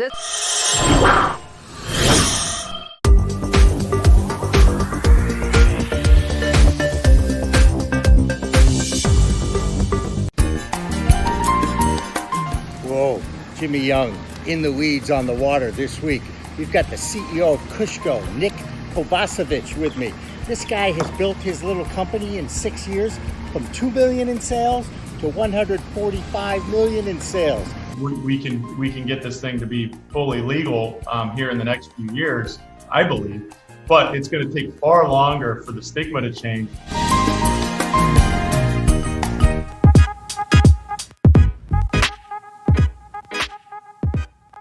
I think you guys are the pro-cannabis story.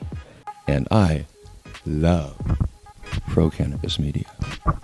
Hi, I'm Jody Roberts with Eastern Security Safe, and I love pro-cannabis media. Hi, I'm Laura Beener. I'm the president and co-founder of The Healing Rose, and I love pro-cannabis media. It's been such an integral part of our success here at The Healing Rose. And you know what? The best media company out there is Pro Cannabis Media. Look out for them. They'll make you famous. Hi, I'm George, and I love Pro Cannabis Media. I also love Western Mass Hydroponics, where we've got everything you need from seed to bloom to bud, and then to smoke it afterwards.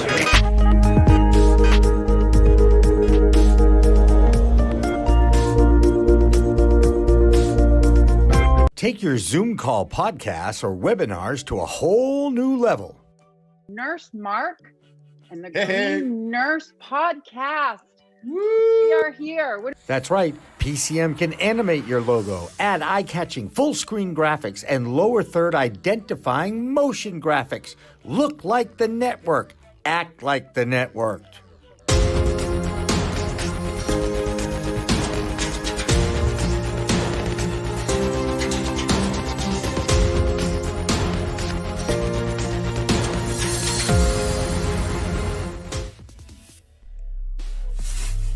We are Pro Cannabis Media.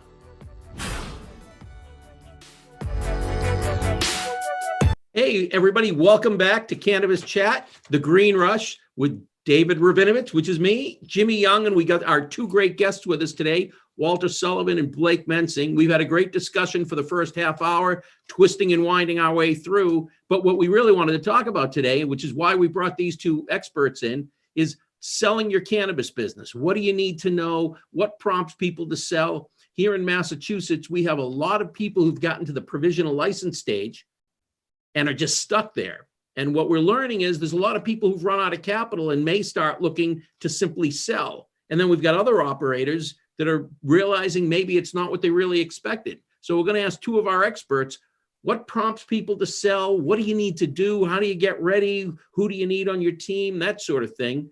And Blake, you're nodding. Why don't we start with you? Sure. Yeah, you hit the nail on the head. You know, people sell when they can't get across the finish line to final licensure, or they sell, as you said, they're up and running, and for whatever reason, they realize, oh, it is just like running any other business, except there's this extra pile of stuff you have to deal with in terms of compliance. So yeah, I myself would not style myself as a corporate or mergers and acquisitions attorney, but I have counsel to my firm that does exactly that. So we've helped people acquire licenses and sell licenses. And you know, the mechanics there from a regulatory perspective are pretty simple compared to applying off the street. So what you're buying, in essence, is the time that other people have spent. So I've seen prices range from anywhere from $500,000 to upwards of $7 million, depending on what might be, associated with that. I'd say the market rate, the average that I've seen is about $1 million for what I would call just paper. So, lease, host community agreement, provisional license with no build out, $1 million. So, as the holder of 2 provisional licenses in my own company, I'd be lying if I said I didn't imagine, what it would feel like to have $2 million. But I think the upside is greater to keep it. So yeah, it's some of the same vetting that's required for any applicant. You get background checked, fingerprinted, and you have to disclose the to be consummated corporate structure. So you give them even a draft of what your corporate bylaws would look like. So the commission can make sure that no one's trying to skirt any of the anti-monopoly provisions. The rule of 3, you can have 3 brick and mortar retail, 3 cultivation, up to 100,000 square feet total, 3 manufacturing, et cetera.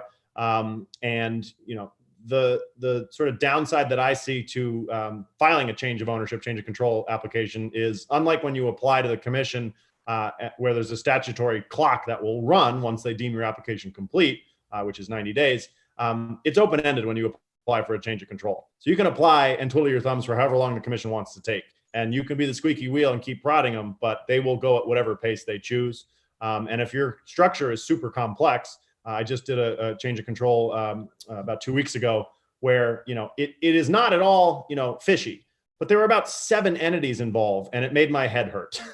So I imagine the commission will say, well, we've got to connect all these dots. And, there were even this, a visualization of all the webs and all this stuff. But yeah, that's sort of the basics of it. And, finding a buyer or a seller, there's some internet sites that do that. For me, mostly people just say, hey, do you know anyone who's selling a license? Or, hey, I'd like to buy one. And then I just start, flexing my network and say those same questions. Incidentally, I've got a client who's trying to sell a cultivation and manufacturing and another manufacturing, if anyone's interested. David, I had a friend of mine started out in Massachusetts, came here to do medical marijuana, couldn't come up with funding at all. The way he was able to work it out was he put together a good team. So when he started going out, he had his pro forma ready to go and trying to raise money. People looked at the team that he had and felt comfortable with that. He was able to raise the money that he had, brought in a bigger team, and was very successful, developed into rec licenses, and now they sold out to a Canadian company. But it was a result of starting out with a good team up front and putting together a good pro forma showing that what you say you have, you have. Blake mentioned the licensing side. I find the biggest issue, I do due diligence for people looking to buy or invest. And the person looking for an investor to sell doesn't truly understand the whole process of what it's going to take to sell. They don't understand the host community agreement, that they can't do it. A good example is in Cambridge. You had Healthy Farms that sold as a result. They had to sell because of a federal lawsuit of RICO being charged against them by the property owner next door, sued the state, the city, and the marijuana retailer, the medical marijuana dispensary under RICO in a civil action in federal court. It didn't go anywhere, but it basically put the guy that owned the business out of business. He had to sell. The interesting part about it, that same person is now looking to rent his space out to someone who's going to bring cookies to Harvard Square. I've heard about that. But it's interesting in the sense, so here's one, and the way the business was sold, City of Cambridge, they didn't do their due diligence. They didn't do their homework of what that meant, sold the business. Cambridge sent in a cease and desist order and shut them down because he sold the business in accordance with the special permit is you can't sell the business. The permit doesn't exist. Now we look at Sierra Naturals, who they didn't sell the business. They brought in more investors. Didn't they sell that to a roll up that brought 4 or 5 businesses? I think 4 down in Vegas plus Sierra. Yeah, but it's the way they did it. Yep. For example, so what they thought was, okay, the people who are in control are still in control. Cambridge still went in, and I was in a meeting at Cambridge City Hall. One of the owners of Sierra Naturals walked in. I said, "Oh, hey, you guys are closed down." He says, what are you talking about? I said, Cambridge sent you a cease and desist order. He said, no, I just left there. I said, I'm telling you, you got an order. He calls up the dispensary. We just got a cease and desist order to shut down. But it's because of what they did. I mean, I would argue that the people were still in control, but the city of Cambridge didn't feel that way. Both places are still shut down in Cambridge. There is only one medical marijuana dispensary now opened in Cambridge, where there used to be 3. Wow. That's sad. That's sad for the patients in Cambridge, but it shows you what happens that if you don't pay attention to the regulatory structure, permitting and licensing, what can happen. I represent gaming facilities. We had to do this when my client took over Penn Gaming. Penn Gaming took over the racetrack down in Plainville. We had to line up all of our ducks before we could actually move forward with the licensing process. And so I find that to be a big issue. People move forward too quickly, and then by the time they get to where they need to be, they have nothing. They can't do the closing until they have all the licenses lined up. Yeah. So we're going to jump deeper into process. Blake, I have a question for you. So you talked about just having the paper can run anywhere, sell it anywhere from $500,000 to $7 million. So if somebody's sitting there with a provisional license and they're watching the show today, what differentiates between somebody who's got a $500,000 sheet of paper and somebody who's got a $7 million sheet of paper? License type and location. So obviously I can't give you the details, but the one that's the most expensive is retail in a spot that, frankly, if I had $7 million, I would buy it, because that thing will print money for many, many years. Yep. It's sort of in a sweet spot surrounded by towns that are likely to never allow it, meaning that, people have some extra walking around money. But it's, right on a main thoroughfare, just all the sort of stars aligned, with a lot of floor space. And then, it's definitely not anywhere close to $500,000, at least if you go through my firm to get licensed. But what you can't, buy with that process is the commission's, rapid pace. So, again, I personally view it as open-ended when you submit the change of control. To be fair to the commission, they typically don't take too much longer than 4 months. It's usually between 2 to 4 months in my experience, depending on if they have any questions or if it is a very complex structure of the acquirer.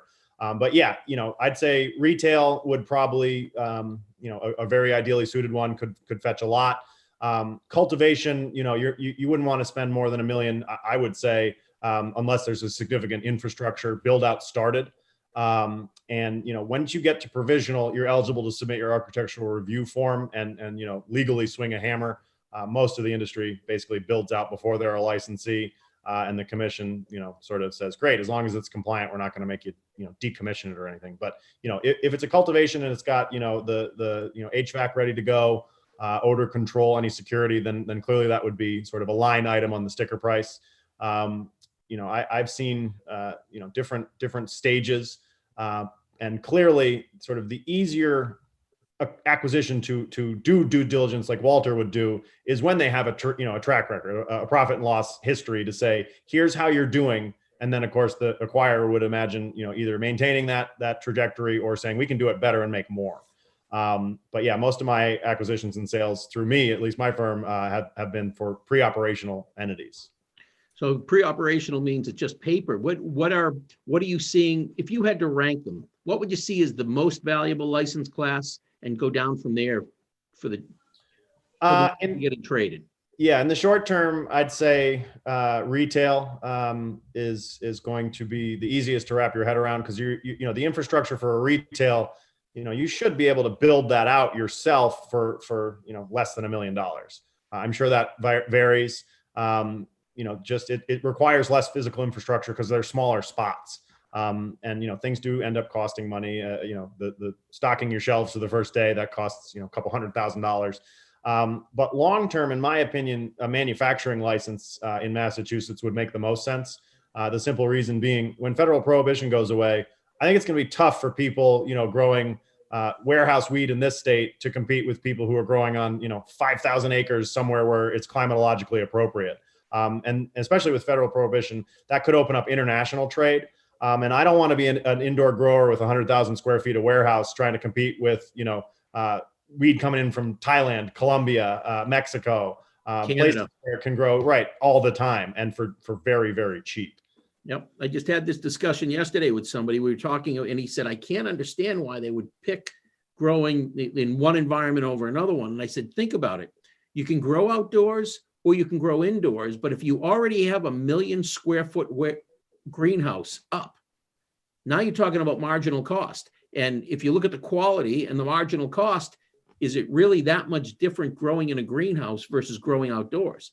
Because once you've sunk the money in the building, it doesn't cost anything to grow. It's how much you can do to try to recover your sunk cost. I mean, the problem in Massachusetts is energy costs. I think it's better growing indoors because you can control what you're growing much better than outdoors. Sure. Because the environment. But sheer cost of doing anything in New England is truly expensive. Property costs are very expensive here. Energy costs are expensive. So in the long run, to be able to compete on a cultivation basis, it's going to be truly difficult for a cultivator in Massachusetts to compete against someone who's in another state that doesn't have all the issues that we have here. I agree with Blake. You can manufacture anywhere. Right. So manufacturing can survive. You just might not be buying your flower from a Massachusetts dealer. Yep. That's interesting to hear two of you come to that. I've been feeling that for a couple of years, that putting big money into greenhouses or indoor cultivation is just ultimately going to become a destruction of capital.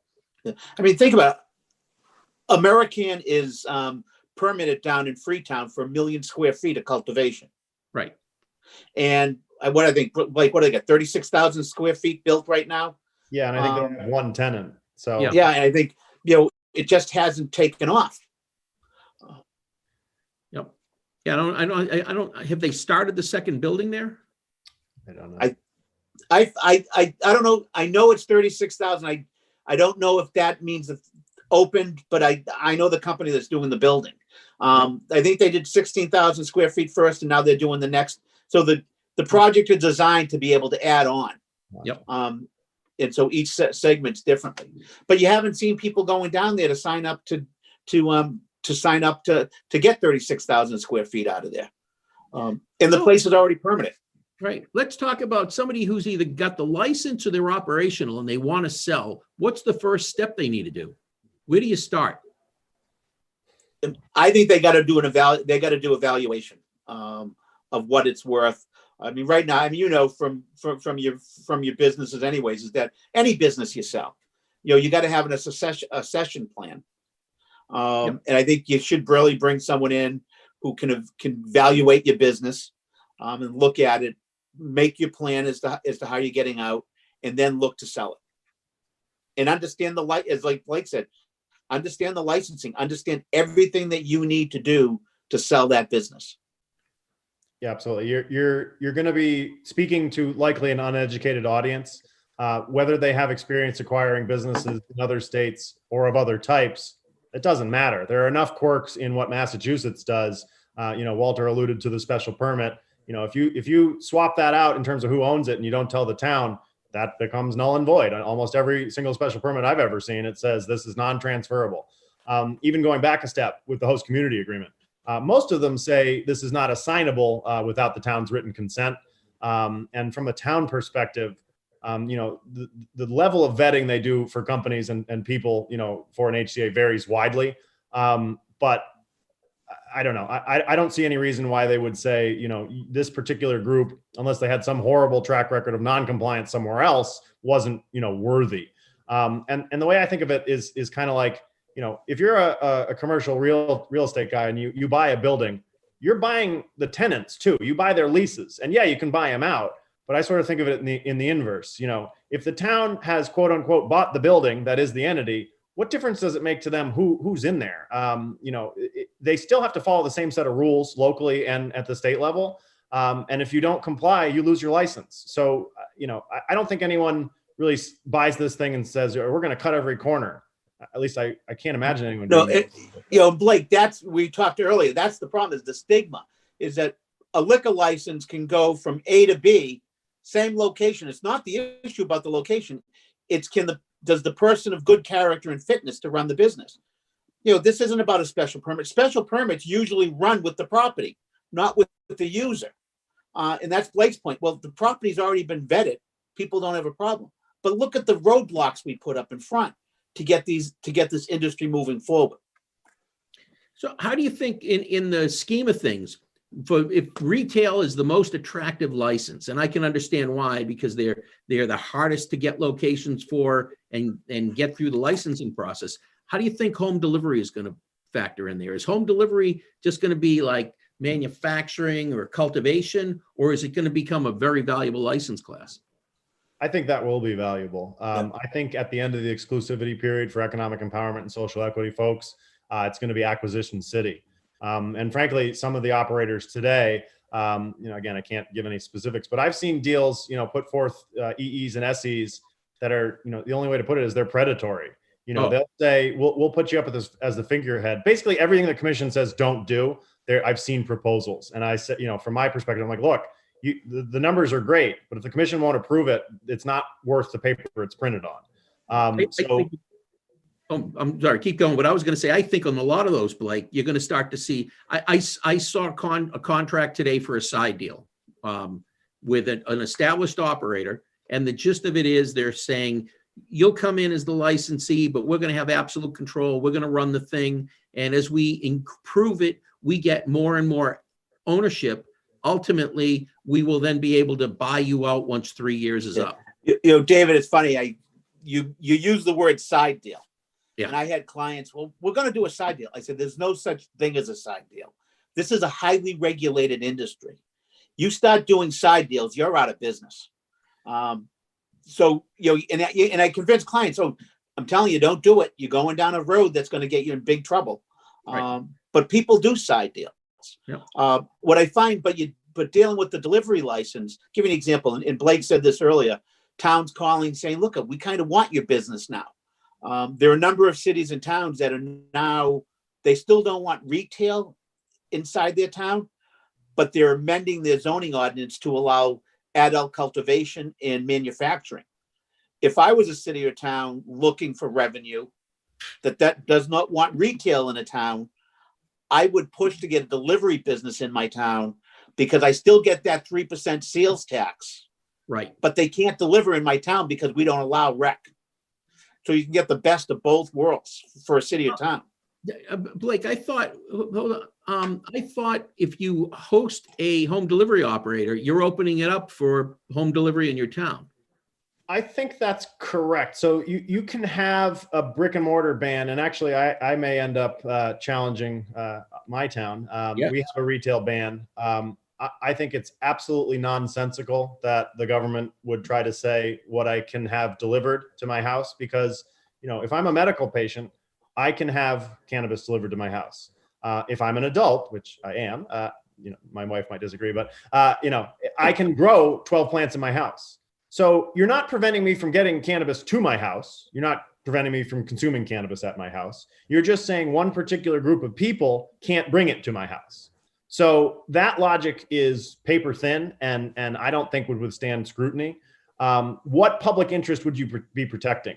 What difference, would an Amazon delivery that I get plenty of, on a weekly basis, how is that different from getting something else delivered?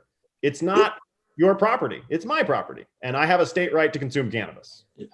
Cambridge is in the middle of amending their zoning ordinance to deal with delivery and courier licenses.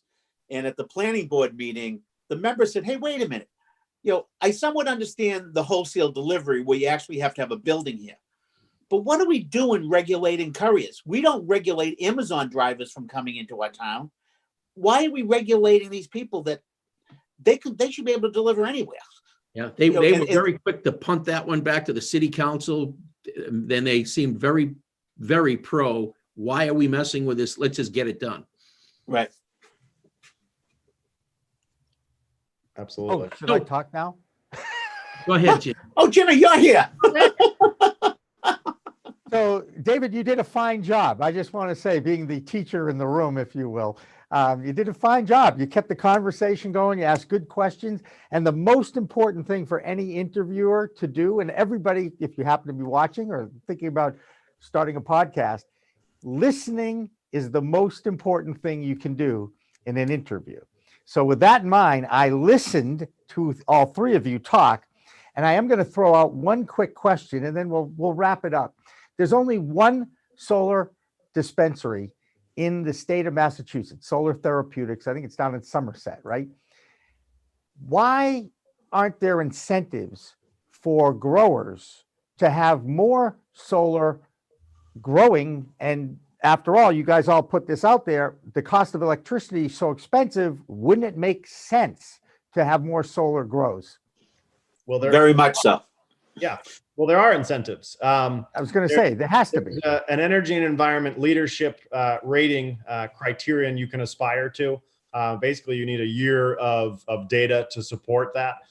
What happens when you get that is you actually, get a literal gold star, meaning you can put that on your packaging and your marketing. And from my regulatory brain, the bigger benefit is if you get that shiny gold star from the state, if there's any enforcement action, they will note that in your file and maybe drop the hammer on you less severely.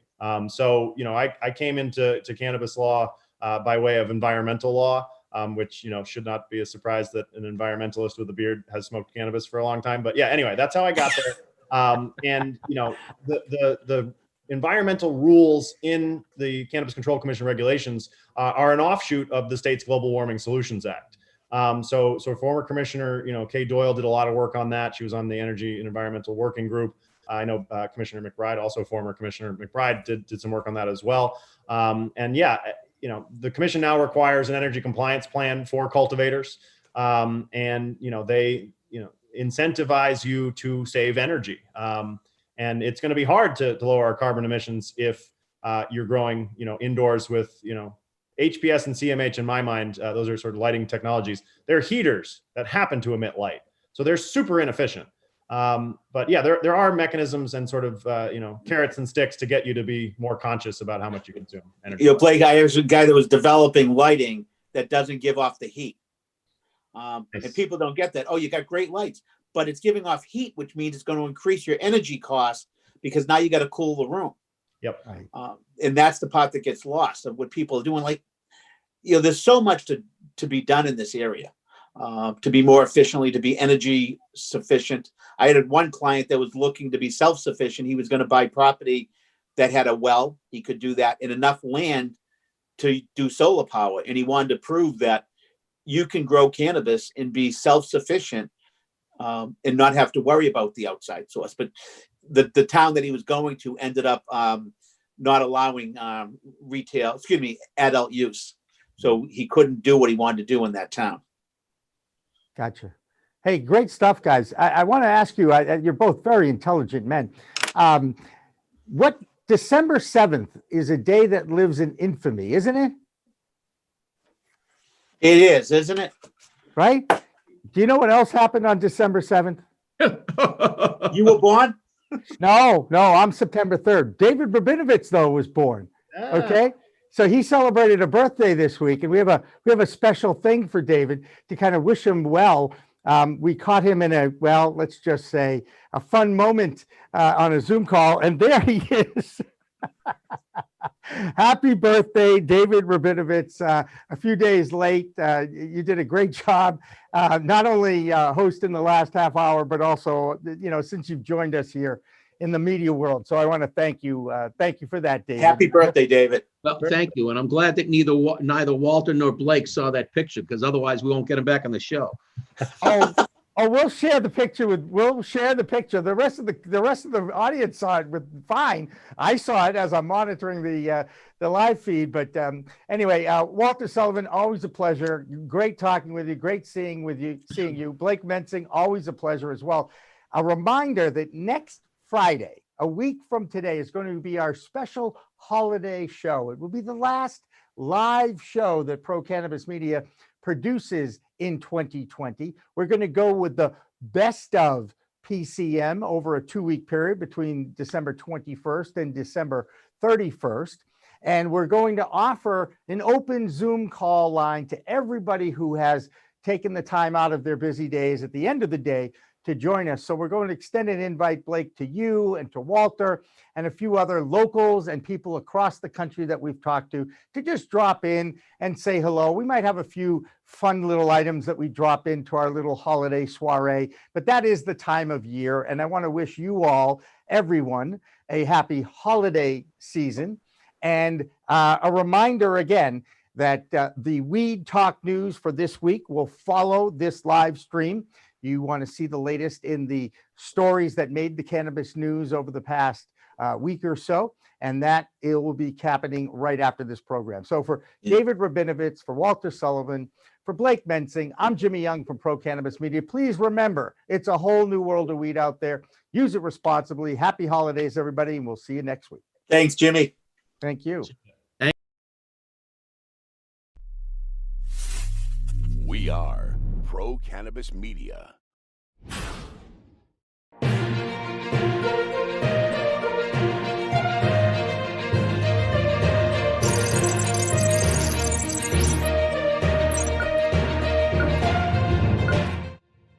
Hi, everyone. Welcome to Weed Talk News. I'm Jimmy Young from Pro Cannabis Media. And I'm Rye Russell from Weed Buds Radio in Maine. Welcome aboard, Rye, and I look forward to working with you. You know, we've got lots of news this week from your state of Maine to DC to Canada and all the way to California, too. Well, let's start in our nation's capital, Washington, D.C. Only 1 week ago, the U.S. House of Representatives passed the MORE Act, symbolically legalizing cannabis, but we all know the Senate is not expected to even vote on that during this lame duck session. The House did approve another bill this week that will in part allow scientists access to researching cannabis in legal states. And you know, Rye, what's interesting about this bill is that the two sponsors of the bill, one was Democrat Earl Blumenauer from Oregon, a cannabis advocate, and the other was a Republican prohibitionist, Andy Harris from Maryland. It's called the Medical Marijuana Research Act. And if this moves on to the Senate, it has a better chance to at least get to the floor for a vote, since both sides do agree that there needs to be more research on this plant than exists. From the University of Mississippi, the only federally supported research location for cannabis in the U.S. over the past 50 years. Well, we all know that the cannabis grown there might be a little bit more like hemp than the high-grade stuff being sold in the legal states. One of those legal states is my home state of Maine, where cannabis sales have now passed potato sales. There has been $221 million of cannabis sold in Maine and only $184 million for potatoes. This is big news out of the Pine Tree State. I know a lot of those potato farmers up in Presque Isle area are freaking out right now, but they do have another crop they can look at. In the meantime, let's go down to New York for the Green Market Report with Deborah Borchardt. Deborah? Thanks, guys. The cannabis industry is ending 2020 with a bang as financial deals are closing on a high note. This week, Weedmaps announced it was going public through a deal with the Silver Spike SPAC, which is a special purpose acquisition company. The stock will be listed on the NASDAQ marketplace. The most eye-popping thing about this deal was the $1.5 billion valuation given to Weedmaps. Now that's a pretty sweet premium considering the company is on track to deliver just $160 million in revenue this year. While that's not shabby, it's a big jump from $160 million to $1.5 billion. Grow Generation increased its offering from the recently announced $125 million. They bumped that up to $150 million and priced $5 million of its shares at $30 a share. The company said it expects to close on this offering on or about December 11th. Now, the shares fell on that news because investors are getting concerned about dilution. And in not so good news, employees of Canopy Growth got a call from the Grinch as 200 of them learned that they would no longer have a job. Canopy Growth said it would cease business at several sites and basically end all their outdoor growing operations in Canada. The company also said it expects to record an estimated total pre-tax charge of approximately $350 million to $400 million in the third and fourth quarters of fiscal 2021. And that's the big news this week. I'm Deborah Borchardt from the Green Market Report for Weed Talk News. Another new legal state is New Jersey. They finally settled their plans. New Jersey governor and lawmakers are finally moving forward with their plans for cannabis legalization. And they say that the bill has strong provisions regarding a much talked about social equity program. We know that cannabis won the ballot in New Jersey, and it's great to finally see a deal being made amongst all parties of New Jersey government. And you know what's amazing is I'm pretty sure you can walk around New Jersey now or after this bill gets passed with 6 ounces. That's a pretty big amount just to walk around. When was the last time, Rye, you hung around or walked around with 6 ounces in your pocket? Well, I don't think I ever have. All right. Well, another state with a flourishing medical program is Florida. The Sunshine State already has 450,000 medical patients. And now there's a movement to get adult use on the next ballot for 2022. Now, one of the 5 Republicans who voted for the MORE Act is a rep named Matt Gaetz. There is, of course, a Make It Legal in Florida movement now that's starting to collect signatures for an amendment that will get legalization of cannabis and that question on the ballot for 2022. They've already collected 555,000 signatures. You'd think that would be enough, but no, they need a few 100,000 more in order to get that question to voters on the next election. Well, Jimmy, speaking of Florida, a man who spent 31 years in jail for possession has finally been released. A 71-year-old Florida man served 31 years of a 90-year sentence for the sale of marijuana. The gentleman finally rejoined his family this past Tuesday, surviving what the Last Prisoner Project, who is credited with assisting in this gentleman's release, claims has been the longest non-violent cannabis sentence served to date. The gentleman was only 40 years old in 1989 when a judge convicted him and sentenced him to 90 years. And even back then, Jimmy, the typical sentence was only 12 to 17 years. Crazy, crazy times. And I hope a lot more of these people that are still incarcerated are let free, thanks to our friends at the Last Prisoner Project, Steve D'Angelo. And speaking of Steve D'Angelo and his family, according to Weed Week in California, Harborside continues to push their federal tax case against the IRS. Now, that case goes before the Ninth Circuit of Appeals in February, and basically it's challenging the constitutionality of the cursed 280E provision of the tax law that prohibits cannabis companies from taking business deductions just like any other business. Here's our accounting expert, Rick Lenee from Accounting Buds, on what 280E is all about. There's a lot of pieces of the equation in accounting before you even get to the tax calculations that you have to do correctly in order to be able to even deduct anything. 280E, for those that don't understand, that aren't familiar with it, really relates to what you can and cannot deduct for cannabis businesses. And the short answer is there's not much that you can deduct. That's why the Harborside principals of Steve and Andrew D'Angelo are challenging that in court. And even though they've lost a few decisions, they're trying to get it heard all the way to the Supreme Court. Now, Andrew D'Angelo, the co-founder of the Last Prisoner Project and the co-CEO of Harborside with his brother Steve, will be joining myself and the Green Rush host David Rabinovitz on Friday afternoon live, The Green Rush Show at 4 p.m. on Friday. Now, let's go to Washington, D.C. for that report from Vote Pro Podcast, Phil Adams. Phil? Hi, I'm Phil Adams from Vote Pro Podcast, and this is the Weed Talk News D.C. report. On the heels of the MORE Act, the House of Representatives voted this week to approve the Medical Marijuana Research Act. Passing with bipartisan support, the new legislation is designed to facilitate and expand cannabis research by allowing scientists to access cannabis from state legal dispensaries. The bill would also direct the Drug Enforcement Administration to grant more licenses to growers and would remove limits on the number of cultivators who may register to grow cannabis for research purposes. In an unlikely alliance, pro-cannabis Representative Earl Blumenauer of Oregon teamed up with staunch anti-cannabis Republican Andy Harris of Maryland to co-sponsor the bill.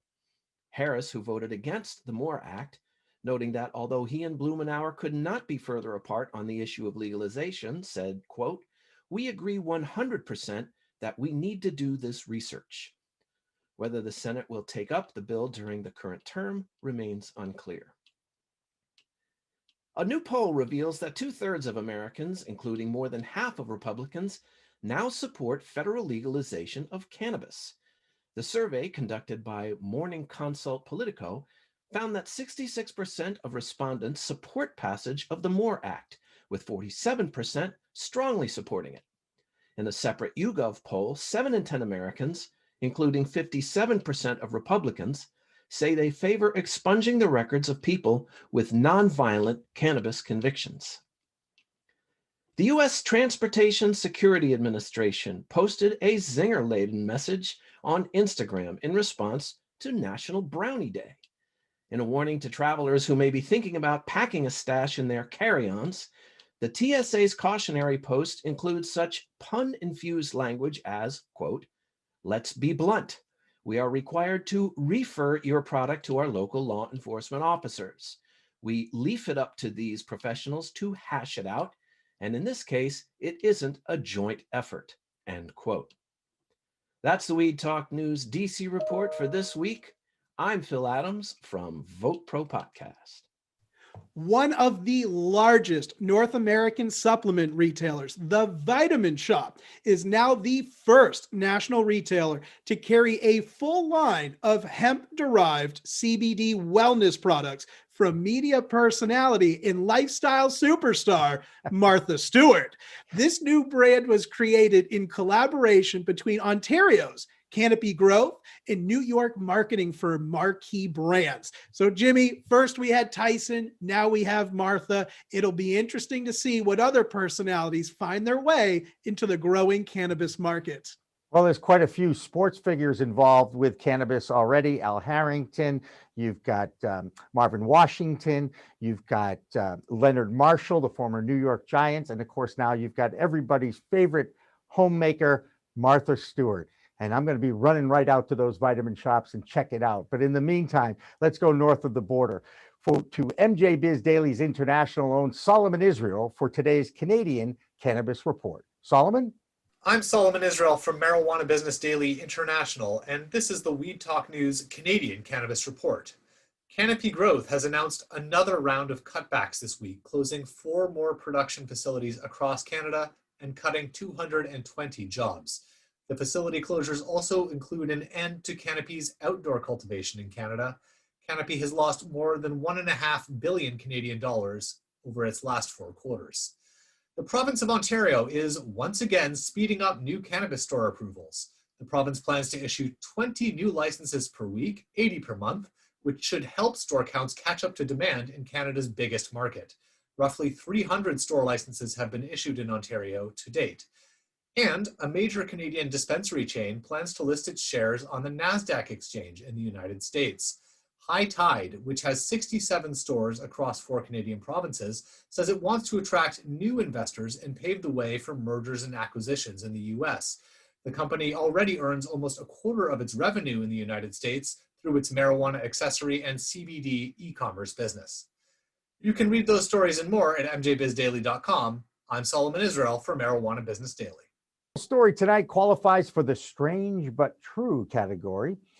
Hey, Ry, imagine driving along Route 95, the main turnpike, and you look to the side and you see a refrigerator on the side of the road. You'd stop and be curious to look inside, wouldn't you? If I didn't know any better, I might even claim that refrigerator. Well, surprise, surprise, surprise. It was filled with cannabis flower. Sure enough, a Texas law enforcement officer hauled it back to the department and posted the following on their Facebook page. Someone dropped their refrigerator loaded with marijuana on southbound Interstate 45, adding, "To whomever lost their valuables, please come and claim it at the Ferris Police Department and we'll be more than happy to assist you." So, Ry, do you think someone actually claimed it? I really hope not in Texas, but if somebody did, there's going to be a lot of fun talk on the social media, I think, pretty soon. Absolutely. And no one did claim it. And in the meantime, that is Weed Talk News for this week. I'm Jimmy Young from Pro Cannabis Media. And I'm Rye Russell from Weed Buds Radio. Remember, it's a whole new world of weed out there. Use it responsibly. Thanks for watching. Thanks for listening. Weed Talk Now, Weed Talk News, and In the Weeds are all available on most major podcast distributors like iTunes, Spotify, Google Play, and our friends at clnsmedia.com and our flagship, cannabis.net. So subscribe, share, and like our videos on all the social media networks out there, including LinkedIn, Twitter, Instagram, Facebook, the WeedTube, and YouTube.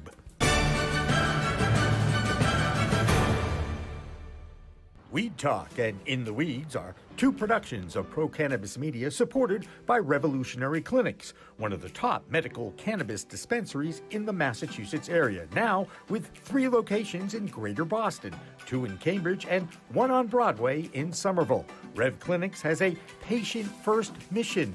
They will customize your needs as a medical patient with the proper titration and combination of strains, flavors, and products. Rev Clinics, where the patient comes first. We are Pro Cannabis Media.